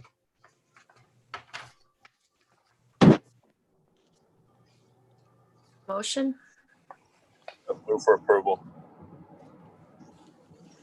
Support. any discussion? No? I do have a question on the November financials, Becky. I noticed that our instructional staff services was at 113% of the budget, and we're only halfway through the year. Those are the CARES dollars that aren't in the budget. So I don't have Okay. the expenses and the revenues in the budget, so I need to get that updated budget to you. Typically, I wait for us to get this audit and then I bring an updated budget to you guys since we have the final audited number. So we'll get that cleaned up and looking good. Okay, so most of that is just CARES money that we didn't Yeah. necessarily anticipate. Yeah, put in there. yes. So we got, I just did a drawdown for like $722,000 for the CARES dollars. And so those aren't in our budget for this year because right when I did the budget back in June, we didn't really have all those final numbers and how we were working through all of that. So I'm working towards going through all those numbers and I'll be able to highlight those in a budget amendment to you on where we added those in under what line item, so we can all kind of compare that. So Perfect, thank you. you're welcome. I have a question. So what would we do as a board member if there was some conference or training that we wanted to attend? All you need to do is contact Kimberly, Shauna, and let her know what you're looking at and commit to doing it. We'll sign you up. Okay, thank you.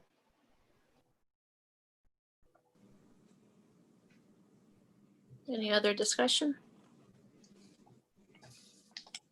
Okay, we're on Larry, Yes.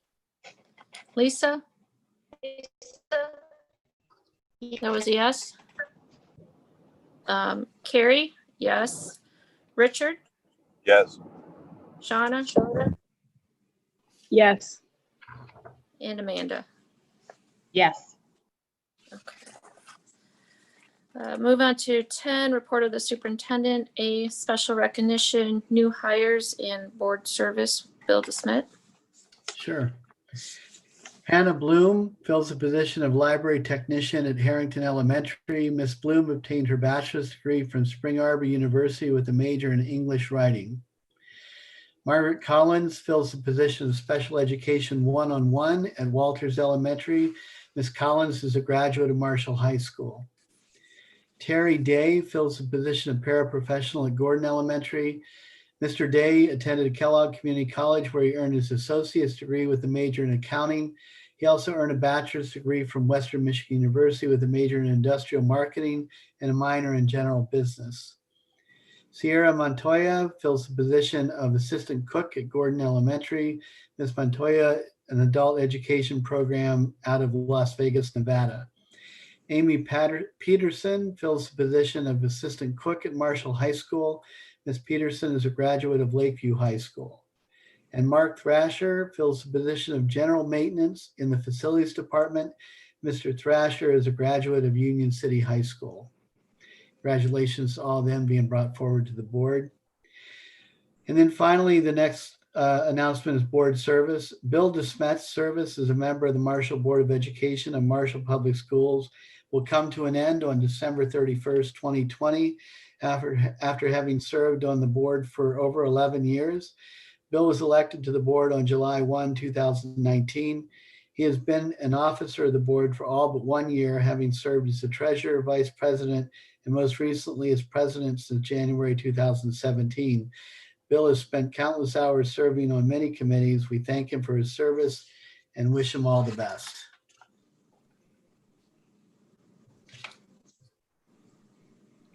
That concludes the special recognitions, Carrie. Okay. Move on to B, letter of agreement. Yeah, in your package, you have a copy of the letter of agreement between the MTA Teachers Association, Marshall Teachers Association, Marshall Public Schools. This is really defining the time period between November 18th and January 15th. Some of the conditions, we're making sure that during that period of time, we understood what the time frame would be in regards to service delivery or virtual only. We talked about students with IEPs and English language learners being allowed to come in for in-person instruction, K-12. Depending on how that particular building is operating, that it's three days a week for resource room students and ELL students. Our CI program, cognitively impaired, is operating pretty consistently in each of the programs on a weekly basis. It provides a $30 per hour for voluntary work of the special ed teachers coming in to do that service of in-person, since the rest of their colleagues are doing virtual. It basically accounts for missed planning time as well as their time on the clock in person. And it talks about the parameters of K-5, providing 5 total hours of live scheduled Google meetings per week, Monday through Friday. 612, each teacher providing 5 total hours of combined live scheduled Google meetings per week, Monday through Friday. Virtual office hours, professional employees available by email during their normal working hours on Monday through Friday, which accounts for when they normally would report, like for high school, 7:30 in the morning, and then getting off at 2:30 in the afternoon. And we signed that agreement and initiated that back on 12/4/2020. Just wanted to make sure that you had a copy. And I'd just like to say that the MTA and the administration is working very closely with each other, and actually we're having very good, productive planning sessions. We actually have another one tomorrow to talk a little bit about teacher evaluations and what's happening with coaching and those kind of things this year. If there's no other questions on the LOA. So Go ahead. if the elementary school kids do go back a week earlier, then this would have to be amended? Yes. Okay. We've already approached the MTA to have that consideration. They've asked for me to do the survey with K-5 parents, and of course we agreed to that. And as I said, Chad and I developed it, and it's going to be implemented this week. Okay, thank you. Yeah. So the next on the agenda then is leadership team reports. Hope you read them. There's some pretty interesting things in here. Anybody have any questions? Any highlights you want to bring up? Actually, I have several, so it'll only take a couple minutes. One was the middle school art projects that were displayed, even working from home. They were absolutely amazing. So just kudos to the students and to the teachers who are finding creative ways to work from home, even doing things like art and other things.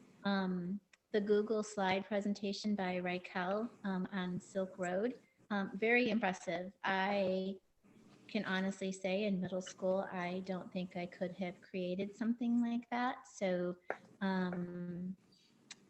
to be able to do that in middle school, I think is amazing. So just great job, that student. Also to the FFA for their display at the fairground and the Merry Mile, and also to Mr. Hata and his achievement there. Very impressive. And then I just wanted to take a second to say thank you to the high school for recognizing students who are achieving in many different ways, whether they're bringing their grades up or getting ahead or excelling. That student recognition program that they created to highlight students for a number of different things, I thought was just excellent, and for putting it out there for other people to see. So just congratulations to those who came up with that idea, and also to the students who were recognized. I think any kind of positive feedback right now is appreciated, and so just wanted to say thank you to all of them and congratulations. And also to somebody that maybe not a lot of us think about, but to Monique over in the transportation department, filling in for Mike as he's recovering, and wishing him a quick and speedy recovery from his recent surgery. So I just hope he gets better quick, and say a thank you to her, because I know it's probably not something a lot of us think about what she's dealing with while he's out of the office right now. So just a lot of stuff in those reports, so thank you. Good. Anyone else? I want to say ditto to what Lisa said. And then also I thought that the idea for Gordon to have the virtual tree lighting, that is so cute to me.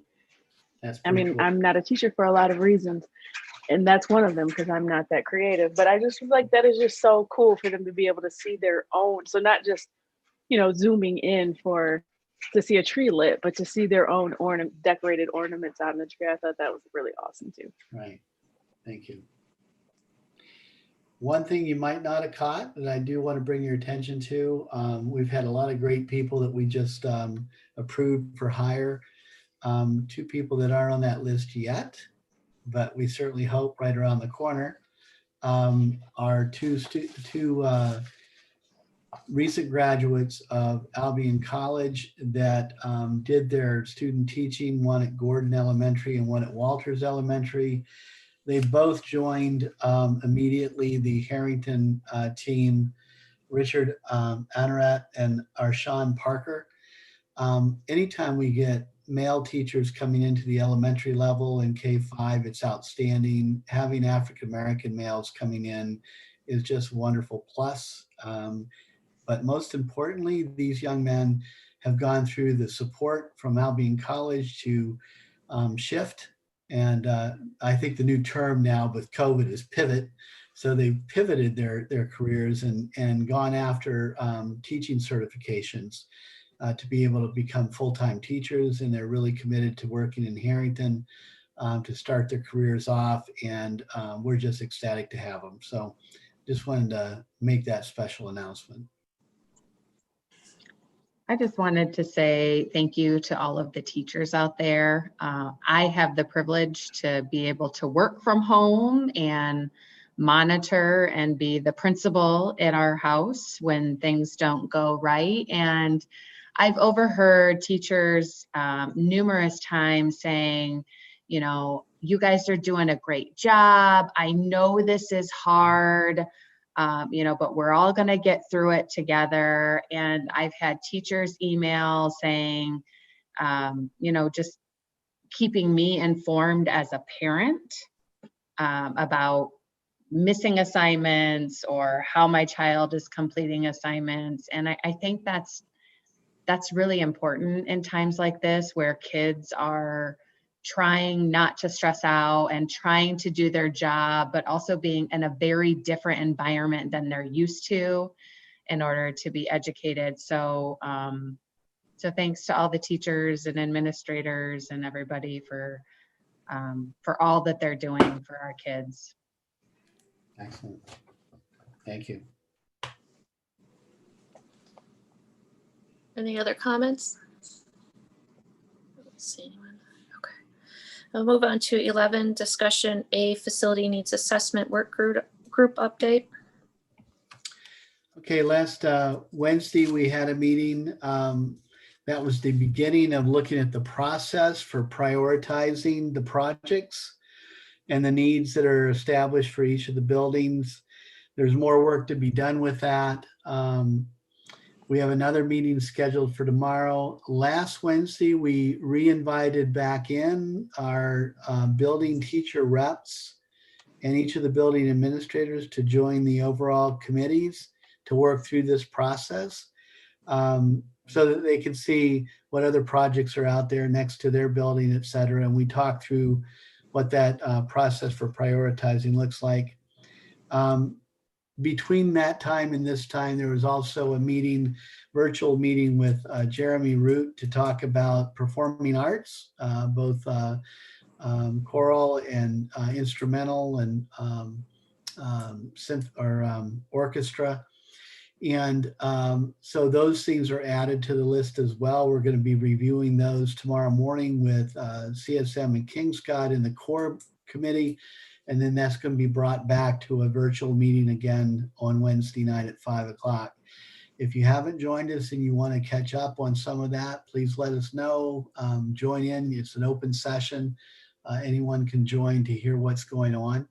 Our expectation later on in the agenda here, let me see where that's at. Later on in the agenda is to talk about, well, in this discussion area is to talk about dates for bond open workshops that would be hosted by the board. We'll get to that. And then we're going to be working towards prioritizing to get those priorities back to you in January before you start those open forums.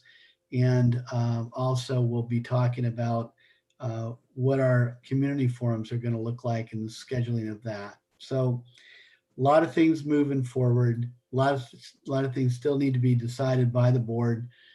Stay tuned for those recommendations coming forward. Does anybody have any questions so far on that? Randy, I had a question that just came up from the discussion last time about the furniture.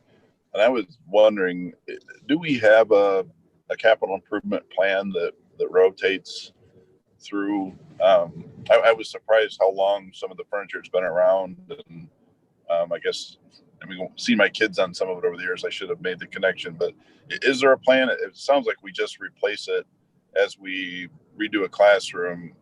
You know, over time we replace it, but there's not a schedule. That's true. I've not seen the schedule. Becky, do we have a schedule at all about replacing furniture? Or is it just on an as-needed basis? We do it on an as-needed basis for replacement of it.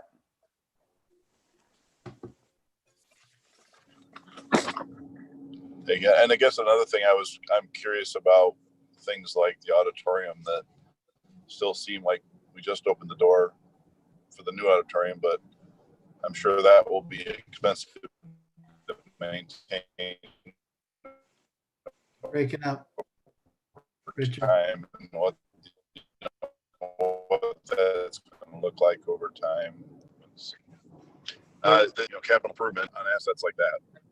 Okay, so one of the things that we do realize that there are some shelf life issues that go on with anything that we built. And remember that auditorium got, when did we actually do the inaugural event? Was that in, help me here, was that in 15, 14?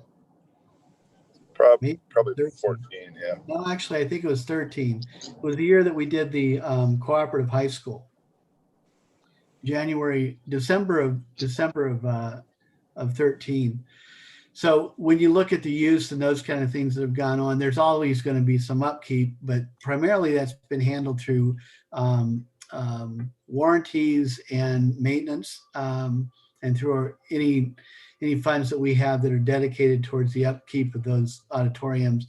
I think there's a lot more conversation right now also about furniture and different supports for the different performing arts groups and so forth. We'll just have to see what comes up with it, Richard, tomorrow, and we'll bring it to the committee on Wednesday.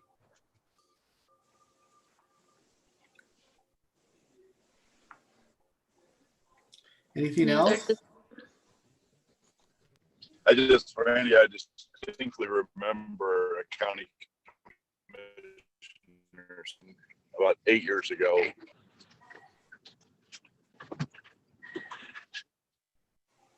Richard, I'm not hearing you very well. I was just going to say, having a capital improvement plan, I think, is a good thing to consider. And it was something that came up at the county. The county had never done that before. And I remember a county commissioner saying, did the commissioners in 1993 start setting aside money for a new roof? And of course, nobody does things like that. And that with government entities, it's paid for by bonds a lot of the time. But to the extent you can deal with some of these things, it's a good thing to do. But just, it was a good conversation last Wednesday about that issue. Okay. Any other questions? Please join us if you can. Okay. Then we have B, board policy updates. Yeah, in your packet, you've got a list of board policies for your review. It's in 11B, so we have policy 266.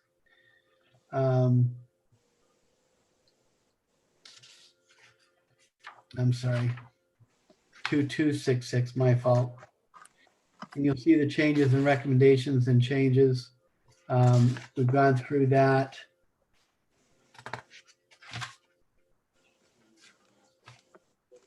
Anyways, in your packet, you'll see a lot of that on, primarily we're talking about Title IX changes. And there's been a lot of changes in legislation relative to Title IX. We've done some training. Becky, how many of us trained on Title IX? There was 5 or 6 of us. Yeah. You, me, and 3 other people. So 5. We had 5 people within. Lisa, Ian, and who else was the other person? Jamie Rogers, she's the special ed director for the CISD. She was in that training as well. Yeah, so we're able to document and post certificates of completion with that training, which is one of the first steps you have to do publicly to say that we've done those things. And the formulation of our team for Title IX investigations, each person's role and so forth, that's all pretty well laid out. That's what this is about. Please review it. We can have further discussion when we get to the point of adoption.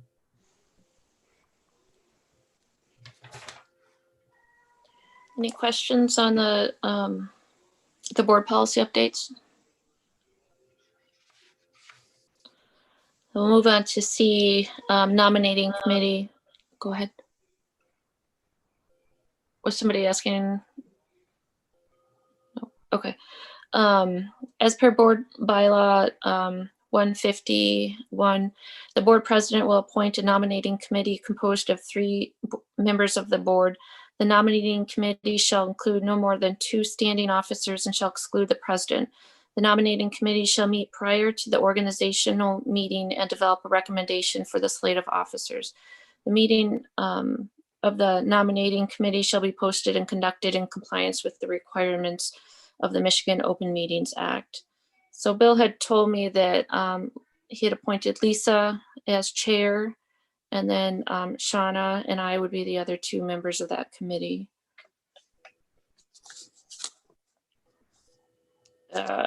And then if there aren't any other questions on that, we'll move on to D, set dates for the 2 open bond workshops.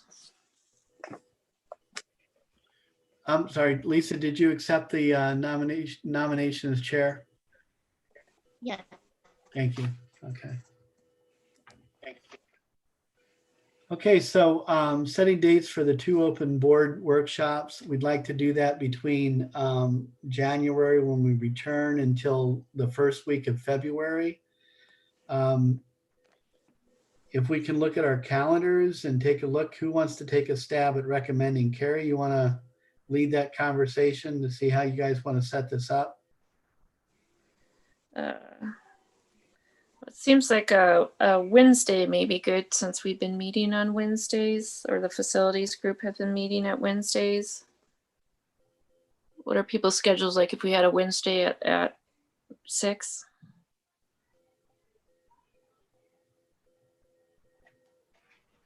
So I would, I think that probably makes a lot of sense since there's a lot of people that are already attending. I just think it probably should be later, just because, 2020. It'll be 2021, but I'm sure that the same circumstances are going to be extended into January, and just to make sure that people have time to do whatever it is they have to do to attend. Do you think 7 would be better? That's what I think personally, but okay. Okay. Matt said that, which is hilarious because this is what's happening with us right now. Because he'll be on the board then. He said Wednesdays are tough for him. Okay. Well, we probably need, if we have 2, maybe we could have 1 on a Wednesday and 1 on a separate day. Oh yeah, that's smart. See, he asked you. Just letting you know, the annual meeting's coming up on, organizational meetings coming up on the 11th, Monday the 11th, just to keep that on your radar. Okay. Well, what if we had one on January 6th, which would be a Wednesday, and then on a Tuesday also at 7? The 12th? 6th and 12th.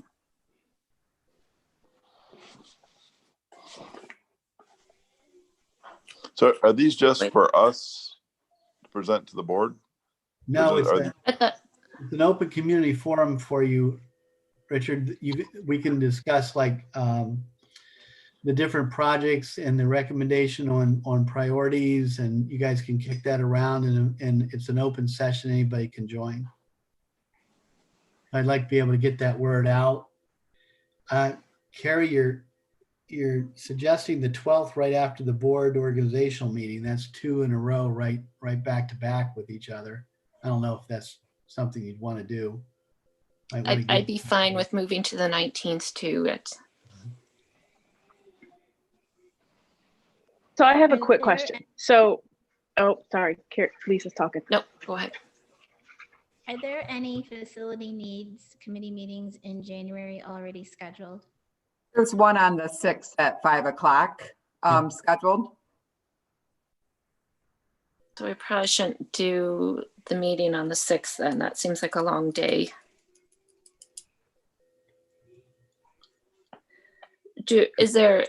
Becky, is there other ones besides on the 6th? Maybe we moved it to the 13th and the 19th?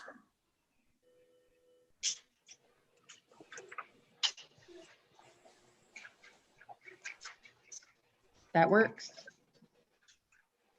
You do, yep. You're going to be establishing what your board schedule for meetings is going to be on the organizational meeting. And right now it's penciled in, but you guys have to decide on that and vote that we may be having a business session on the 25th if you guys so desire, want to have that calendar started that way.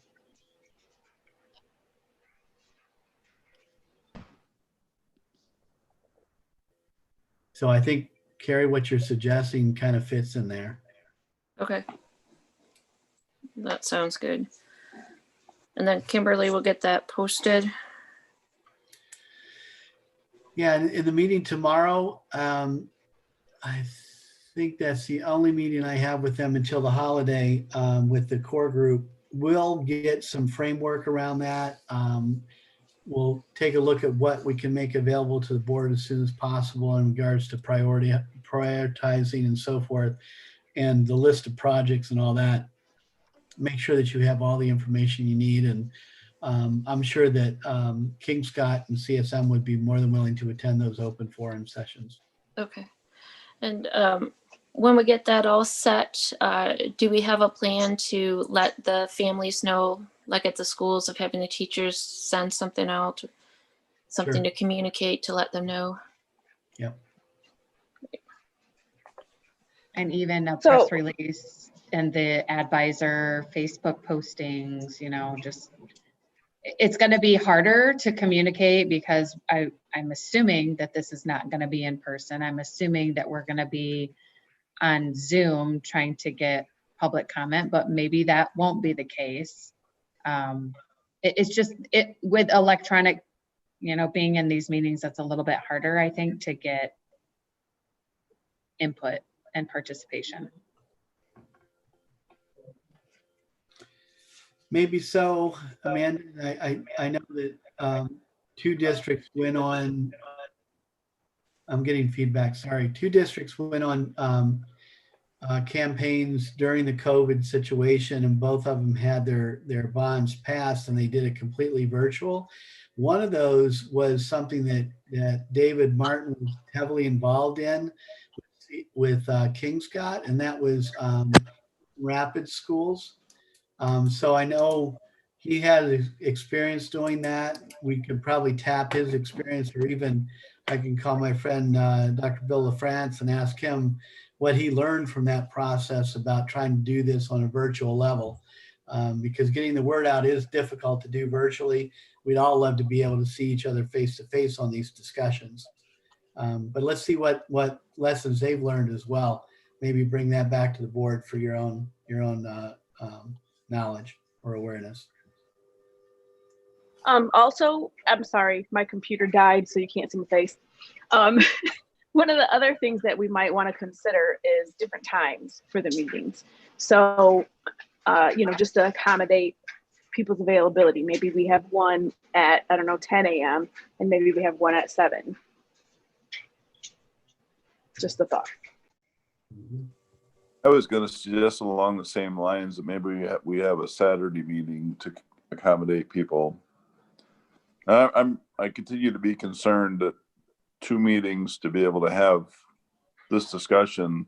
I'm 100% sure neither of the districts you referred to, Randy, went through annexation 4 years ago, and this is a big deal for the school district to do this. And I still don't think there hasn't been any public discussion at all about any of this. So this is all fresh to people. You'd like So to Rick- have Saturday? Carrie, he'd like to add a Saturday. Like have 3 meetings or move one of the, move the Tuesday one to a Saturday.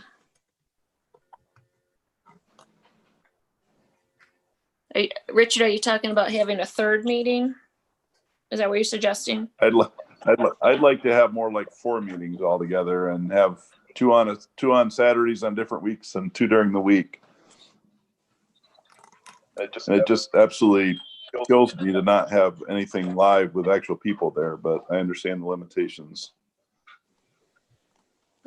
So if we had either the 23rd or the 9th. If we had the 9th, then we'd have 1 each week. The 9th, the 13th, and the 19th.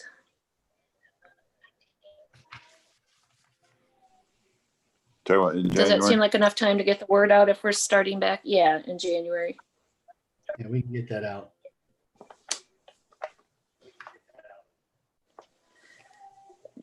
Do you think a late morning on a Saturday or an afternoon would be more likely to get people? I'm thinking 11 o'clock, 10 o'clock, 11 o'clock. Anybody have any other thoughts? Early afternoon. Early afternoon, 1 o'clock. That's I fine think with we me. could, are we doing 2 Saturdays? Or just 1? I just don't know if we'll have that many people come to need 3 sessions. And maybe there's more people watching this than I think, but it feels like there are a lot of issues and then we don't have people come and speak up.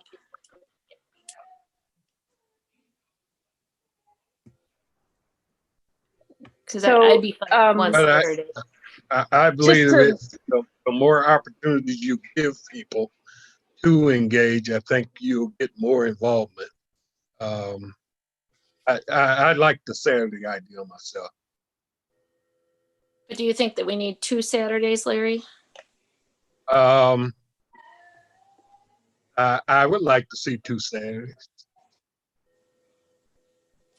I think I think worst we can case always- scenario, we have more meetings and less, Okay. and if people don't come, Right. then they don't come. But at least we have heard what has been said about lack of communication. And, Okay. What is our deadline in February to have these workshops done by? Well, if we had one in January 9th and then the 23rd, we'd still be able to get 4 of those meetings and 2 on Saturdays.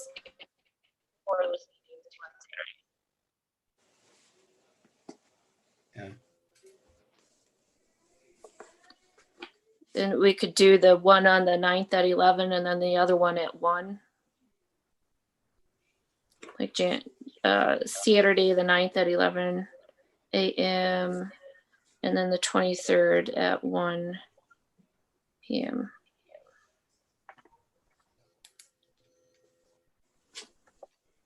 But I think we're going to have the principals and other people really promote it among their families and schools if we're going to get very many people to come out. Carrie, I missed what you say on the 13th and 19th as far as timing. The 13th and 19th at 7, and then on Saturday, the 9th at 11, and Saturday, the 23rd at 1 p.m. All right. So I'll have 2 evening sessions, one late morning and one early afternoon.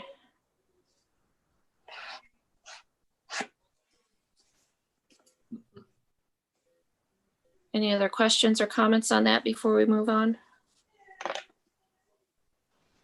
I just want to Yes. make sure, because it's December 14th and our first meeting would be the 9th, which is what, 3 weeks? 1, 2, 3-ish weeks away. Plus you have all of the holidays in there. I like right now, like tomorrow, we should be hitting the go button on marketing and press releases and email blasts out to parents and communications. And if we're prepared to do that, great. But, 3 weeks in event planning and community event planning, usually 3 weeks is it's the go button. So I just want to make sure that we're prepared. I can have Ian work on something to start getting out to people with the dates and the times on them, and we can start putting that stuff out there. He's pretty good about coming up with stuff pretty quickly. I mean, I can't make the advisor print it, maybe I could do that next Friday. But we can definitely get some communication out on Facebook, into parents' emails and stuff like that fairly quickly. So I can work on that with him, and we could get that out there. I think noon on Tuesday. So tomorrow by noon is the earliest we could get it into the advisor for a Saturday publication date. And then the other thing, I just want to be clear on what these meetings will entail.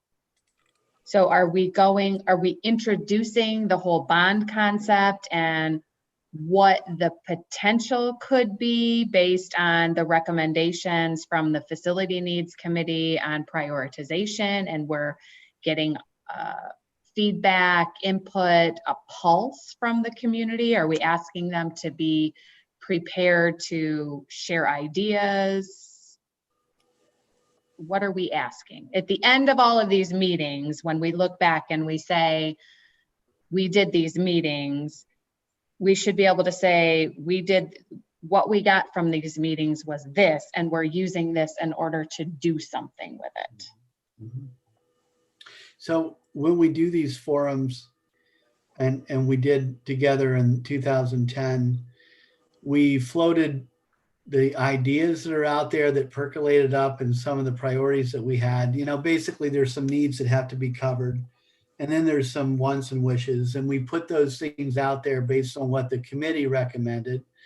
The board looked at that. You guys are still wrestling through. So it's not going to be like, this is the product that we want you to consider for voting for right now. This is more of them being a part of you guys dialoguing through these priorities too. And let's say the conversation gets on, Richard brought up the performing arts. So let's say something comes up in the performing arts that's very pointed, needs to be done, and we can gauge people's temperature on that about, well, how come we have to do that since we just put a new auditorium in? Well, we need to explain why that's a need and why that has to go forward. There may be some ideas where people give us feedback and say, you need to not only do that, you need to do more. Or they might come back and say, that's crazy. I don't see that's going to fly at all. And we have to take all that feedback, and you do as a board, to determine really where are we going to settle, what is the timeline, and what are we settling on in regards to these projects to be able to go to Treasury for this request. Are you going to go for a bond in 2021? Those kind of decisions are going to be lying on your shoulders and the board to determine what that's going to be. So this is getting feedback and kind of shaping what those projects look like and what kind of temperature the community has on this. There might be a lot of questions about, why are you going for this at this time? Those kind of things. We have to be prepared for a response to those. So let me talk with King Scott and CSM and see what kind of shaping they can give us as well, on helping us organize our thoughts on how this can start moving forward. And I know with King Scott's guidance, they did a lot of guidance through the forums last time in 2010. So they're pretty familiar with a game plan on doing that. So we'll have to bring that back to you and make sure you guys are clued in. Maybe that becomes a major agenda item for this Wednesday night's discussion. I don't think we need to spend an awful lot of time on performing arts because that's already been tracked and detailed out. We just need to start looking at further about refining this process of prioritizing.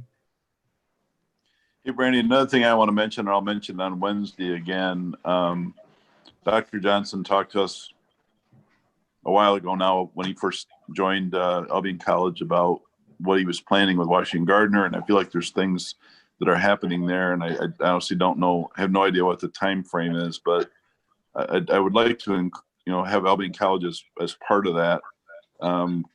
Harrington obviously is physically located very close to Albion College now.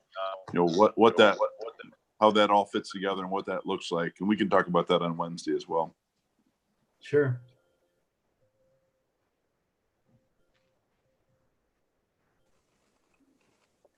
Any other discussion? Okay, move on to 12, action item, financial technology. A, approve the purchase of replacement data center servers. Becky, you want to take a shot on this one on background?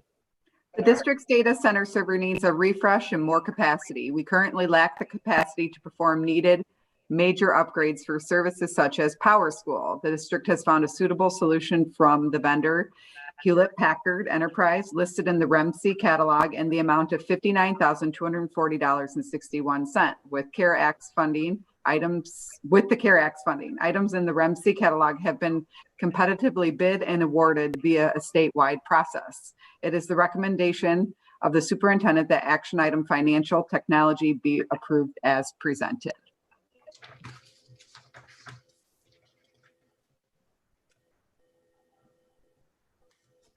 Do we have a motion? Move for approval. Support. Larry, support. Any discussion? I just wanted to kind of highlight a little bit. Richard has been talking about the technology needs of the district and going through, and this is one of the greater needs that the district needs. And now with us housing a lot of our stuff electronically, the need for this has come to the forefront. So that's why we're bringing it to you guys, just to let you know, just to put it out there. So just to clarify, is this one of the I don't know why I can't think of the immediate needs. So there were some immediate needs that were brought to us a couple weeks ago.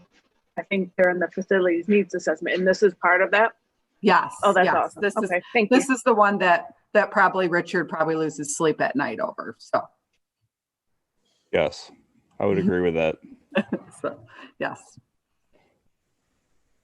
What is the timeline, Richard, and when you think this will be complete if it gets approved?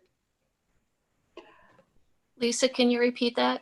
I think she asked for what the timeline was on if this gets approved, what we will do this for. And basically, a little bit of this is financial dependent. I'm going through and balancing out the final dollars that we got for COVID funds out of the two big pockets of money.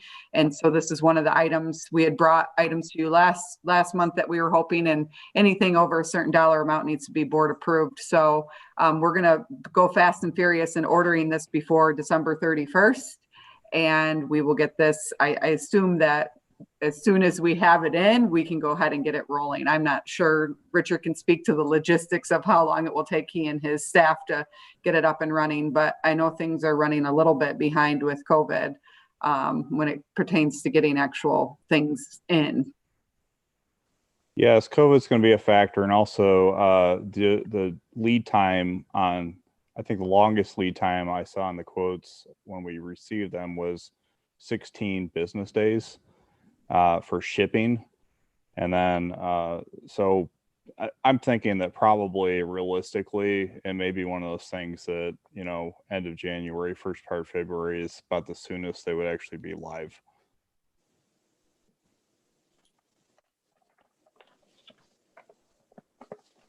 Any other discussion or comments?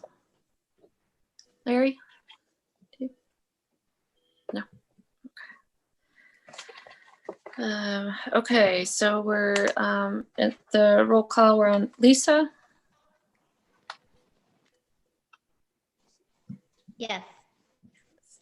Carrie, yes. Richard, Yes. Shauna, Yes. yes. Okay. Amanda, Yes. and Larry. Yes.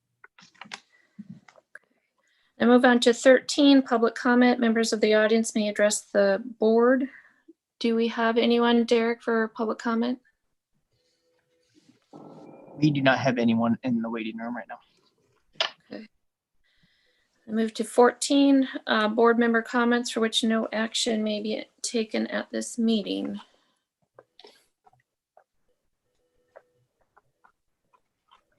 I just had one final thing I wanted to say. I just wanted to take a moment to say thank you to Bill DeSmit for volunteering his time to serve and his leadership to Marshall Public Schools. He served in many different ways. He had a great perspective to share, and he will be greatly missed. I just want to say thank you to Bill. Amen.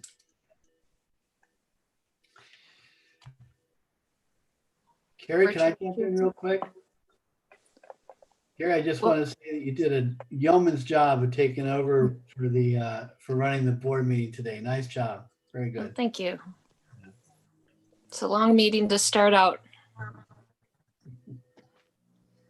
Okay. Well, if no other comments, we'll move on to executive closed session. Could I entertain a motion to move into executive closed session under Section 8C of the Open Meetings Act for strategy and negotiation sessions connected with the negotiation of a collective bargaining agreement? So moved. Oops. Support. Is that Amanda supporting? Shauna. It was Shauna, I think. Shauna, thank you. Any discussion? Then we'll move on to the vote. Carrie, yes. Richard, Yes. Shauna, Yes. Amanda, Yes. Larry, Yes. and Lisa. Yes. Okay.